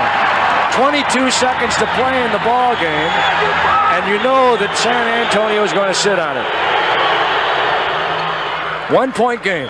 129-128, and the Spurs will take their final timeout. Oh, boy, that hurts. Well, what did I say? I hope I'm not prophetic about missed free throws possibly having something to do with this ball game and a close game, and you give up that many missed free throws. You know, people probably get a little upset by having me remind them of the fact that the Bucks have not been good at the line, but the fact is that they've missed 9. They're 22 of 31. They've been much better here in the second half, while the Spurs have missed 4. The difference in the game right now is 1. Free throws are very important. They certainly are, but of course every facet of the game is. Now, 22 seconds to go. They'll have it midcourt. Actually, they can take it at in-court if they like. We've seen Don Nelson do that before because he feels he has more room at the end of the floor, and other coaches in other situations feel that you want to take it half court to get it away from their basket. Now, the Spurs obviously will sit on it. The Bucks will go for the steal. If there is no steal, they'll have to take the foul, put them on the line. Who do you want to put on the line? Well, they're not going to give it to the guy that you want to put on the line if it's a George Johnson in the game, although he's a good free throw shooter, isn't he? Not bad. Really, you can't figure that at this point. The Bucks will have to try to double up. They'll try to steal. You'll probably see the Spurs try to keep the ball in the middle of the floor as much as possible so they can see the defense set up. A 2-point play would still allow an opportunity for a 3-point play if the Bucks could get the ball back in time. Well, and that's why, Eddie, if it starts to run down, you got to take the foul with enough time for you to set up a 3-pointer if you have to. You just can't. They won't let the clock run all the way down. Now, Harvey Catchings is in there, obviously, for defensive purposes. Brian Winters, Quinn Buckner, Bob Lanier, and... wait a minute. Oh, Bob Lanier is not in there. Moncrief, Marcus Johnson, Harvey Catchings, Quinn Buckner, Brian Winters. And Corzine is in at the other end. They've got Tinkerbell, Banks, and look at the offensive set the way they have them stacked up the other end. And they're going inline rather than midcourt. Mitchell, they'll use the floor. They get to Bratz. 5 seconds. Corzine comes back and helps out. Good play by Corzine. Shot clock will run down. Remember, you got to get it over the 10-second line. Up they come. Banks. Now there's the man they want possession of the ball. Now with the shot clock down to 11. Time to foul. All right. That's a foul on Banks. That's the youngest guy on the floor. That's who you probably want to foul. 68% free throw shooter. If he misses one of the 2, the Bucks are still right in there. He'll miss one of them. Gene Banks. 129, 128, 9 seconds to play. And there's Junior Bridgman coming in. And don't forget, even if he makes them both, the Bucks still have time to run some type of a 3-pointer. The only thing is, everyone in the state will know who it's going to. Quinn Buckner and Harvey Catchings come out. Moncrief and Bridgman come in. And we'll see if the torch is lit. It certainly was in the first half. Bridgman in the ball game tonight, 26 points. That matches a season high. Mike Mitchell will come out. Now They'll remember, have defensive men in there. They've got Brodson, Corzine, and Banks, and Johnny Moore, and George Gervin. now remember this, the Bucks do not have a timeout. Consequently, you're going to see the Spurs maybe apply a little pressure, make the Bucks take a lot of time to get it up the floor. That's why maybe a foul a little bit earlier might have been better. Here's the first one. Looks good. That's the tough one. They get easier after that. All right, we're talking to the young rookie from Duke. He's going to be a player. He's a second-round draft choice. Gene Banks. Ambition is to be the governor of Pennsylvania. First team All-ACC. Last year averaged 16.8 and 6.8 rebounds a game with the Duke Blue Devils. This is the big one. Takes his time, bangs it down to the floor. Short. Oh. Brian Winters. He gets the pressure. Got to go for three. It's on the way. John looks good. Oh! Do you believe it? I don't believe it. Was he fouled? Was he fouled? No. Oh, I don't believe it. I do not believe it. He banked it. Unbelievable shot. That is my hero. Boy, bring him out of the seats back in Wisconsin. Look at this. Look, everyone knows who's going to shoot it. I don't know why they don't even come up and double team him. Why guard somebody under the basket? It doesn't matter if they give up two. Look at that. In and out and in. It's a banker. It's a luck shot, Brian. I hate to say it, but when you bank it off from three-pointer, a little luck in there. Sidney, Moncrief, Marcus Johnson. Marcus with one foul. Mike Mitchell is in there. He's been dynamite all night long. Mitchell with three. Gervin, he doesn't even perspire. I mean, he's scary. I'm telling you. He's got three, and they win the tip. Eddie, you tell me that three-point shot is not exciting and something to be in this game. And look at him as Buckner and the Bucks come on down with a 2-on-1. He's got Marcus on the right wing. It evens out to 2-on-2, now 3-on-2. He's been there all night. Why not continue, Brian Winters? Why not continue? You got it going, don't you? 133. You came right out of your seat when he made that three-pointer. Oh, my goodness. I was right up behind you. Is your laundry open tonight? 133, 131. Score of the basketball game. Back to Moore. Down to Mitchell. Double team foul. Good if it goes. He's at the line for one. Boy, he's something. How about a hand from Mike Mitchell, folks? Has he been great? He's got 40 points. Unbelievable. Here's another look. He's something. He's everything we thought we said he was coming into the game and thought he was all along. This is his game, post-up play, and even post-up play 10 to 15 feet from the basket. How do you stop it? The defense was right there on him. Of course, the foul occurred, and he still puts it in. A three-pointer by Mike Mitchell. 134, 133, 4:25 to play. Bucks with one team foul in the overtime. On the fourth, you shoot the penalty. Brian again. He got hit on the arm, and he still hit it. That time he ducked behind the screen. The defense came over the top. Great screen by Lanier, and Brian dumps into the corner. He's a one-alarm fire, folks. He is that hot tonight. Every battalion in San Antonio would have a hard time putting that fire out right now. Here's Gervin. Crossover. Put him on an ice cube. Cool him down. Moore, Gervin, Brian. Lanier has to help. There he is. Brian picked and cleaned him and then knocked it out of bounds. 3 seconds on the shot clock. They'll get 5 on the inbound. What do you mean put him on an ice cube? The guy lives in an ice box. Ice box? Is he cool, isn't he? Lanier knocked it away. Corzine got it anyway. Down to 4, down to 3. Here's Corzine wide open. Oh, my. Gervin with a tip, no block out. Well, how do you stop him? 136, 135. Yo-yo time in the OT. 3:37 to play in the ball game. Boy, am I enjoying this one. Lanier. Pump fake does it. 360. Left hand hook, baby. Get down there. Tough shot, Dauber. You missed the free throw and make the tough one, you big guy. That is a hard and yet soft shot, meaning hard to put in, but soft shot got it. That's like one of Arnie's Dunkin' Donuts. Yeah. Nice and soft and fluffy, right? All good. 137, 136. By 1. 3:15 to play here in the ball game's overtime. Here's Gene Banks. They doubled him up from the strong side. He put it up. No follow-up rebound. Their offensive rebounding has been phenomenal. Yes, it has. They really have done the job concentrating on the offensive rebound. Banks wanted to take Moncrief, but Marcus counters there. The Bucks getting it up quickly before the defense can set up for the Spurs. That's a clutch shot after the rhythm bounce, and he hit the little baseline J. 12 points for Marcus J. 139, 136. Mitchell wants the ball to his left hand on the left side, or his right hand on the left side. Moore can't go to it. Buckner reaches in and gets the foul. Good defense. You talk about intensity. That's such an overused word in sports, Sean. I almost hate to hear it. So many sportscasters use it, and I do too, so I'm just as guilty. But you talk about that level right now. It is intense, extreme intense, if you can, if you will. And I know you will because you're as excited as I am right now. I'm not going to bail you out of any of this. I don't want you to. Lanier is out. Harvey Catching's in. 5 seconds, They got it. You got a turnover, Milwaukee. That's what I was trying to say when I said that's intense. Hey, the Bucks defense, it's outstanding, Eddie. It's just been superb when it has to be. And that time, it had to be. And the Bucks forced him into 5. Nelly says, good call. Nelly wanted to get Pat Cummings in the game. And Pat was sitting on the bench. And he said, Nelly, I didn't hear you. And Nelly just about drove his foot through the floorboards here.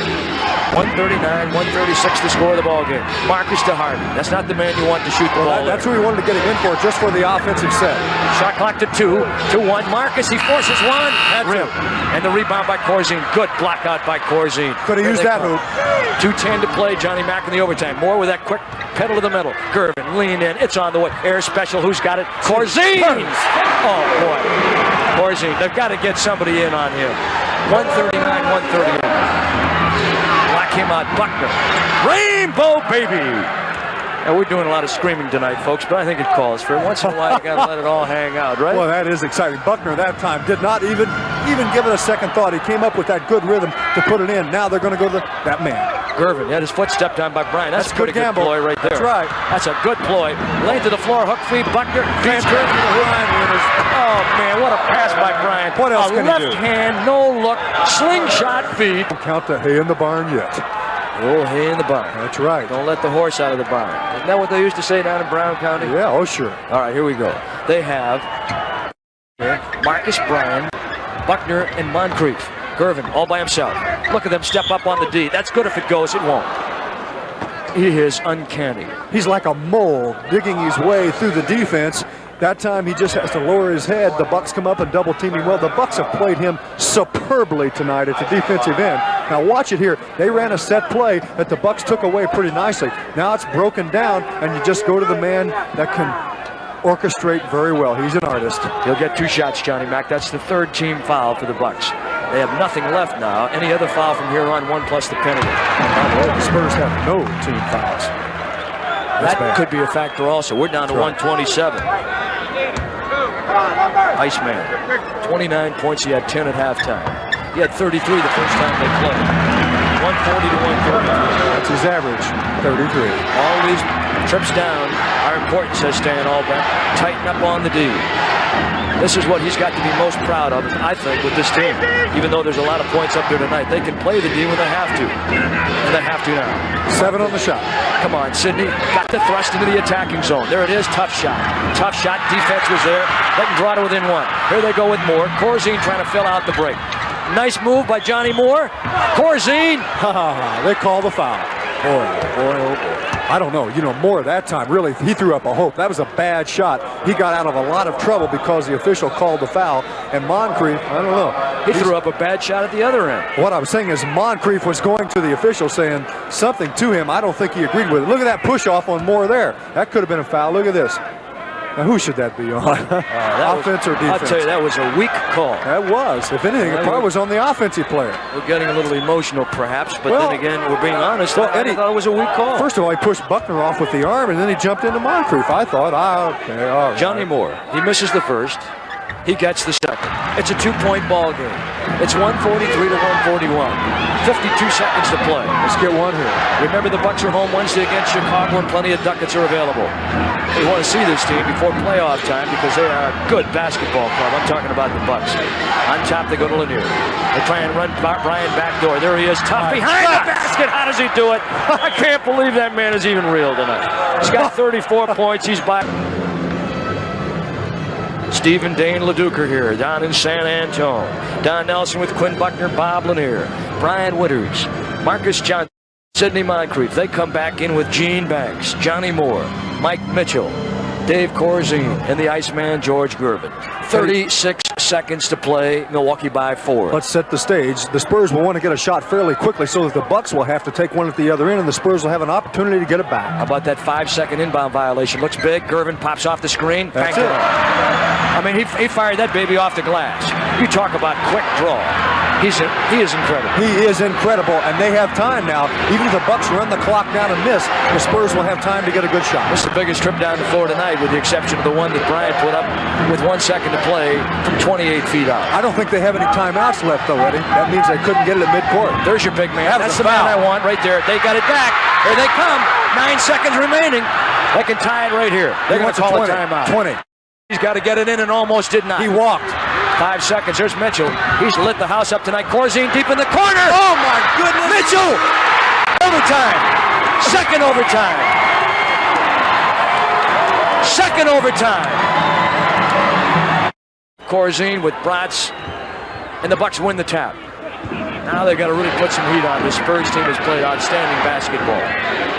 George Gervin. He wants Moncrief, and he'll get it. Bring it down. Cannot take so much time to set up. They are too far out by the time the clock gets down to 5 or 6 seconds. Marcus forced to take the outside shot. That hurt. See, the Bucks are not getting the inside shot, the high percentage shots. Here's Gervin. Oh my. Can't give it to him. Can't give that shot to him. 147, 145. Now let's see if the Bucks can get it inside. Tough all night long. He's got it again. He's got what? He's got 36. I'll tell you what. Oh, brother. He owns Bratz and everybody else that plays him. But let me say this. The Spurs defense has been good. We've seen the Bucks put in maybe the last 4 or 5 hoops they've made have just been tough shots, and they've made them. You got to help out on him, John. And on the overlay, there's a foul. Offensive foul call on Gervin. Rarely does he get a call against him. I know. That is amazing. He doesn't turn it over that often, although... Excuse me. 7 turnovers. The Spurs with 21. Boy. That pass was underthrown as they tried to lob it to Marcus. 147. Look, Gervin open again. No, can't give it to him. Cannot give it to him. Somebody is not on Gervin. 3:50 to play. Second overtime. Pat Cummings. Don't force it, Pat. Don't force it. Listen to me. Brian Withers. Up to Moncrief. Bucks on the road. Quinn. He drills it. He ain't been real bad either, has he, shooting that ball? He's got 18 points in the ball game. Quinn Buckner with 9 field goals. He hasn't had a free throw yet. Let's see how this defense works now. 149, the score of the basketball game. Screen with Gervin and Mitchell. Who else would you want to work with? Got to help him out, John. Got to help him out. Well, they're coming over on the double team. What they're doing, they're clearing out, and they're keeping Mitchell and Gervin working 2-man basketball. Everyone else on the other side. What a show we have seen tonight. Cummings, no sir. Kept live, they've got it. Fighting for it. Tie him up, somebody. Down to 2:57 to play. Remember, they were trailing by 5 with 1:37 in the first overtime and tied it. Mike Mitchell, George Gervin, the 2 people we highlighted at the outset of the show, and they've been great. On by himself again. Oh, boy, is he something. Is he something. They did a good job of releasing and going back to cover the other end. And Gervin's the guy they keep down under the basket as the offensive player under the press. Here's Bratz. Bratz looking for Mitchell. Marcus is on him. They flash Mitchell to the middle, and Corzine looking for him. They can't. The clock to 2, to 1. He fires one in desperation, and they get it back. And a 24-second violation. That's right. I think the Bucks may have caught a break there. Do you? I don't know. I think they caught a break. I think he got the shot away in time. Well, he got the shot away in time. Yeah. They got to call a jump ball. Durham, he blew it saying it did not hit the glass, but it did. Well, they do what they have to do. They call a jump ball. And Stan Albeck has got a legit complaint right there. Yeah, Mitchell had the rebound. And probably would have had an easy deuce. 153, 151. Who does the jump ball go between? It'll go to the, I think, to the centers. 2:06 to play. Right. Corzine and Lanier. This is the biggest jump ball of the night. And the Bucks win it. Lanier uses his body. How So come he leans in with his body on the right side and kicks it with his left arm, which is away from the ball. There's the big man. He says, I want it. He's got it. Good night. 153 with 153 to play. 4 straight points by the Bucks now. And the Spurs. This is where they go to their setup offense. Deep, Bryant, he picked it away. Good hands, up to Bridgman. He's got Bratz to beat, and he's fouled. And he'll go to the line. Super defense when the Bucks had to come up with it, and that was a smart foul on Bratz. Will he go to the line? Yeah, they'll go. You mean if they've got to give that he was going to the basket, John. They're not going to give that to him. I do not believe that. I don't believe that. Now, I'm telling you, that's inept officiating right there. You cannot tell me that man did not have a tube. That's wrong, Eddie. For all you officials out there, that is wrong because I know you're complaining about us. That's wrong. Okay, Bob Lanier on top. Marcus on the flash. Put it up, baby. He's got it anyway. 6 straight by the Bucks. 1:24 to play in the second overtime. Oh, man. I don't know if I can go another one if I had to. It's like the old days, Johnny Mac, when you were firing those rainbows. Yeah. Corzine all by himself. That's short. Hey, I tell you, Lanier did a good job defensively. He ran right out of his arm and yelled at him. Take Bob Lanier. I tell you, I don't know why Corzine, he's taking a couple of shots here. Big mistake. When you've got Mitchell and Gervin, what's that big guy doing shooting it? 1 minute to play. Second overtime. Brian Winters. Why not?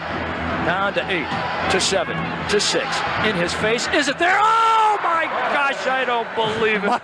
Mike Bratz, I'm telling you, you better go home and wash. In fact, that man right there is going to have a lot to do with it before it's all over, as he has. He's had 26 points since halftime. He's got 38 points in the game. And I'll tell you what. Magnificent. Julie, if I were you, I'd have a Miller beer right now. Okay, Eddie. What a performance Brian has put on for everyone tonight. I think the Bucks have a foul to take if they really get in trouble. 157, 155. Bratz. That guy is quick. He's come up with 2 key hoops tonight, John. Once when they weren't watching him. That's right. And now we're down to 41 seconds. Oh, he lost it. How about that for a turnover? How about that for a turnover? Wow. Well, he committed a big one with 1 minute and 2 to play. Or about 1 minute and 8 to play in the regulation with a 3-on-1 break and a no-look blind pass. But the Bucks eventually tied it in regulation. Now he comes up with this one, and we're down to 36 seconds. And remember, seconds. Bratz has done such a job tonight. Their starting guard in that position, Johnny Moore, has been on the pine. Underneath, Corzine blocked. No foul. All right, 26 seconds to play in the ball game in the overtime, and the Bucks will take a time. Delay of game warning on Milwaukee. Delay of game warning. Now listen, the Bucks have no timeouts. They've got to get it in. Okay, they get it in. Now, you want to run that shot clock down all the way, Eddie, because you don't want to give them an opportunity to have any shots at the other end. 22 seconds to play in the double overtime, Johnny Mac. Look at the clear out. 13 seconds on the shot clock. All right, they're going to try and isolate. It's Gervin against Moncrief. Superstar on superstar.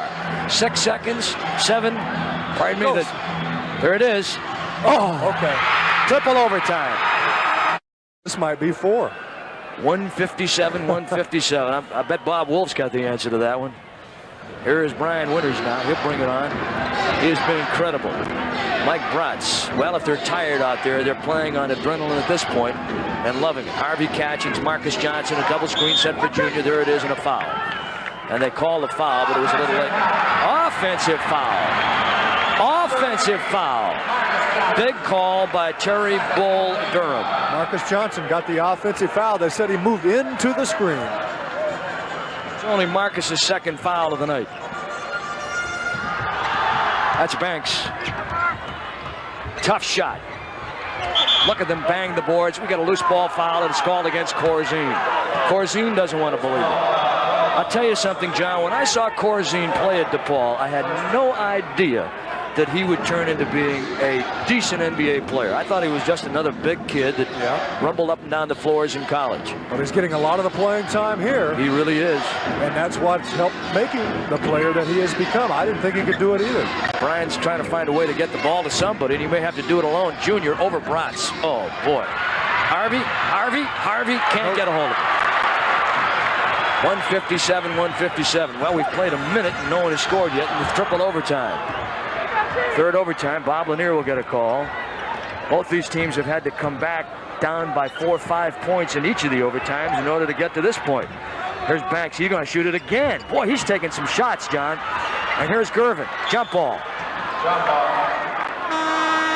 Jump ball. It's the Spurs really attacking the offensive boards well. Bryan played it well that time as they came down with the rebound. He waited for them. And in a situation like this, Gervin obviously with the advantage. We have a big fight going on up here in the stands. The Bucks will want to try to steal the tip, but protect the basket at the same time.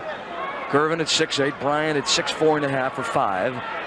Gervin will step away. And the tap will go to the Spurs. 24-second clock, tie game, triple overtime, 3:48. No one has yet to score here in the third OT. Corzine, Bryan, Marcus is out on him.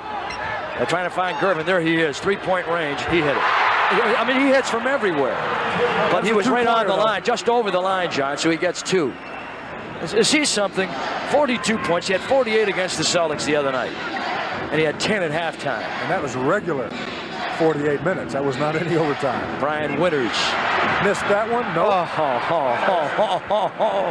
It's amazing. I love it. I love it. Mike Bratz is talking to himself and everyone else. That time, a beautiful back screen. He could not get out to him.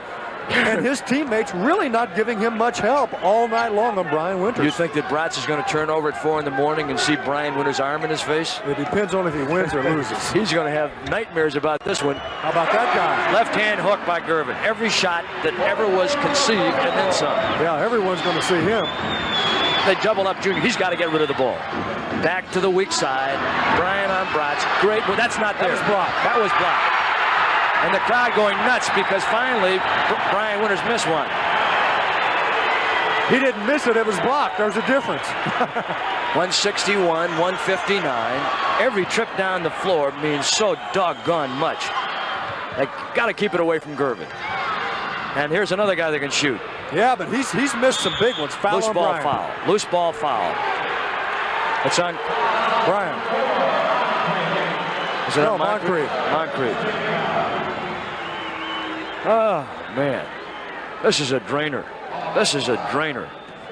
Here's Corzine again. He can shoot that one, Eddie, but he's missed about 3 key shots. 2 in that other in the second overtime, and now this one. 2:21 to play in the third overtime. Both teams at 1 team foul. 75% here for the Spurs in the second overtime in shooting. That's fun, the Bucks 63% in the second overtime in shooting. There's Gene Banks sitting down talking to us. He says, unbelievable, man. I'm tired. I said, Gene, this is fun. This is the kind of ball game you dream about when you're in college, Gene Banks, playing with the biggies. He's quite a fine guy, by the way. There's Gervin again. Falls down. That's just enough. Moncrief fell down, and that was enough.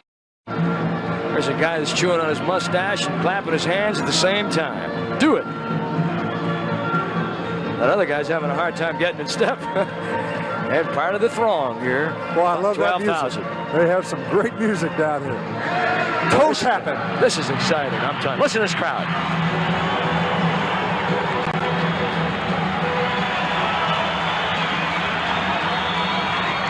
I tell you what, anybody that says the NBA isn't exciting after watching one of these games, I'll give you a number of a guy you can go see that'll charge you $60 an hour. 163, 159 the score. And a foul. Mitchell deflected the pass to Lanier, and Gene Banks in his haste over the back of Bob Lanier. And the foul will go on Banks in the second team foul. No, it isn't on Banks. Who is that on? I thought it was on Corzine. Corzine. Right. He's got 5, John. He's almost out of here. They can go to him right now. Bucks catch a break at that point also because that ball was a turnover. They can go to Lanier right now, see if they can get Corzine out of here. There's Bryan. I'm Bratz. There he is, right there. Back to Junior. The torch is burning. 163 to 161. Do you realize how many pressure hoops so many of these guys have made tonight on both clubs? 28 points for Junior Bridgman, and trailing by 2 Banks to Bratz. He's come up with some big baskets. There's Gervin again. He scored 8 straight here, or 6 straight in the overtime. There he is again. Got to give him some help. Look at that. That's a horse shot. And Buckner's got a one-on-one. Go. Now he's got a 3-on-3. Back to Bridgman. Don't force it here. Bryant. One time, baby. Oh, no. He's got it back. Shoot it. Try it again. Bridgman. This is a big time down, Moose. 163, 161. Junior lost the ball. There's Banks. And out of bounds by Milwaukee. Junior lost the ball. Oh, you talk about turnovers. And a rubber like Gene Banks. Can't believe that he lost that. Banks is certainly tiring a little bit. Buckner caught him as he went out. Magnificent effort by Buckner to get back in that situation to save an easy deuce. 1:08 to play in the game. There he is. 8 straight points in the third overtime by George. Come Gervin. on, Bucks. The clock's running as they're standing there talking. Buckner. Confusion. The clock was running and the man let it go, and the Bucks have got a legitimate complaint here. Yeah, it ran, and that's why I was yelling. Yes, sir. That's exactly right. They're supposed to stop the clock after made baskets here at this point in the game, and they did not. And they want to find out right here. They've got to roll that baby back. You were looked up, Johnny. You said the clock is rolling, but it wasn't supposed to be rolling. No, that's right. I was really taken back. Well, I was too, because the last 2 minutes here. That's right. They're rolling it back 10 seconds. Well, he's trying to make up. But what I like is Don Nelson taking this opportunity to talk to his team. While the Spurs are out on the floor, and Stan Albeck is over talking to the officials. That's like taking a 20-second timeout and not getting charged for it. That's right. It's the same as 165 to 161. Triple overtime. 1:05 to play. Tremendous play on both sides. And they're going to come with a wall-to-wall. But the Bucks are going to get to Moncrief, give it to Bryant, he'll bring it up. Give it over to Quinn. Down to a minute now. 4-point ball game. Here's Moncrief, tries to curl, go back door. Bridgman. No, sir. Out of bounds to Milwaukee. Gene Banks doesn't believe it, and we have 49 seconds to play. Third overtime. Buckner out, Marcus Johnson in. So that means they'll move Moncrief back. No, he was there. What do we have?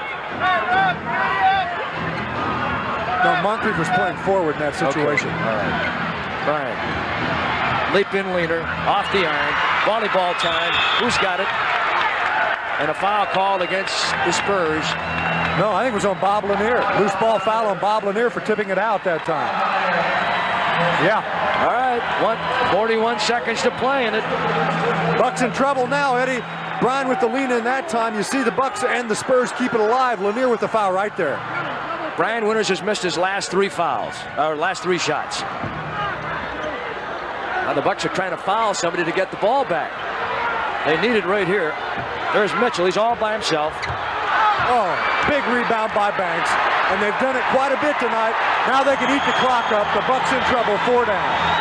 165, 161. Down to 12 seconds. Mitchell, Corzine, goaltender. 6-point lead, San Antonio. And the third overtime. And the Bucks will take a time. And they are a weary group here tonight. Oh, what a game. And on the cue from our very exciting producer, Jack Stratmeyer, we're going to throw it away right here. 167, 161.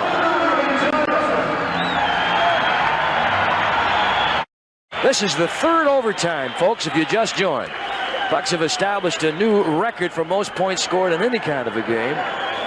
As Buckner will inbound the ball, they're trying to free up Bryant for a 3-pointer. And he's fouled by Bratz. Well, that's one way of getting rid of him. And that'll put Bryant at the line. 1 plus the penalty, and that's a good foul, John. Wait a minute. Come on, Terry Durham. You got to be informed that that is the 4th team foul, and now you'll put Brian Winters at the line for a 1 plus the penalty. It is a good foul. That way they'll give up the 2 easily rather than giving the Bucks 3 and only leaving them 3 away. Consequently, you give up the 2. That makes the Bucks more than a 3-point shot away if Brian makes both. I'm surprised Brian can even raise his arm up at this point. His previous season high was 40. He's got 41. We had him on TV the night he hit 40 against Denver. Brian Winters with 42. And they try and inbound. Nope, they won't. They're going to call a timeout. And Stan Albeck and the Spurs have really done a nice job here tonight. They've really done a nice job. Timeout, 167, 163. Triple overtime. The Bucks have only had 11 turnovers all night long. They had 7 in regulation, which was the lowest that they have had all year. But 3 of the turnovers have really hurt them tonight, Johnny Mac. 2 by Marcus Johnson and 1 by Junior Bridgman have been very important. Plus some missed free throws. And the Bucks commit the foul with 6 seconds to play and down by 4. And they're going to put Mitchell at the line. And the Bucks do not have any timeouts remaining. We have 1 remaining for the Spurs. Mitchell can put them 6 up, which is still 2 3-point plays away. It would be tough at this point. Very. Not impossible. Marcus Johnson, Junior Bridgman, Quinn Buckner, Brian Winters, and Sidney Moncrief. And as you can see, they've got a very small team in there. Biggest buck on the floor right now is Marcus at 6'7". They have Corzine, Rotz, Mitchell, Gervin, and Gene Banks. Banks has played a lot of ball. I can see where he fits into Stan Albeck's future very nicely. This is 44 points for Mike Mitchell. This is his high watermark for the year. 36 the previous. Not out of ice it. Might be in the Amanda now. 5 seconds. Junior's got to get one away. There it is. That's got it. 1 second to play. 169 to 166. Gervin will hold, and it's all over. What a ball game here in San Antonio tonight. Triple overtime, and the Bucks lose. But they put on a magnificent show for a crowd of around 12,000. And it is unfortunate that some turnovers at the wrong time have hurt. But the Bucks put on one whale of a show for these folks here tonight. And they come away short and have now lost only 10 times on the road this year. But you saw perhaps one of the best ball games you've ever seen. On the backcourt foul with no time remaining, Gervin at the line. He'll get a chance to shoot 2. So the final score is not in the books yet. 171, 166. There it is. And George Gervin with 50 points in the game. He has had 98 points the last 2 games. And what do we have here in the triple overtime for Gervin? He had 10 points in the 3rd overtime to lead the Spurs to this win here tonight.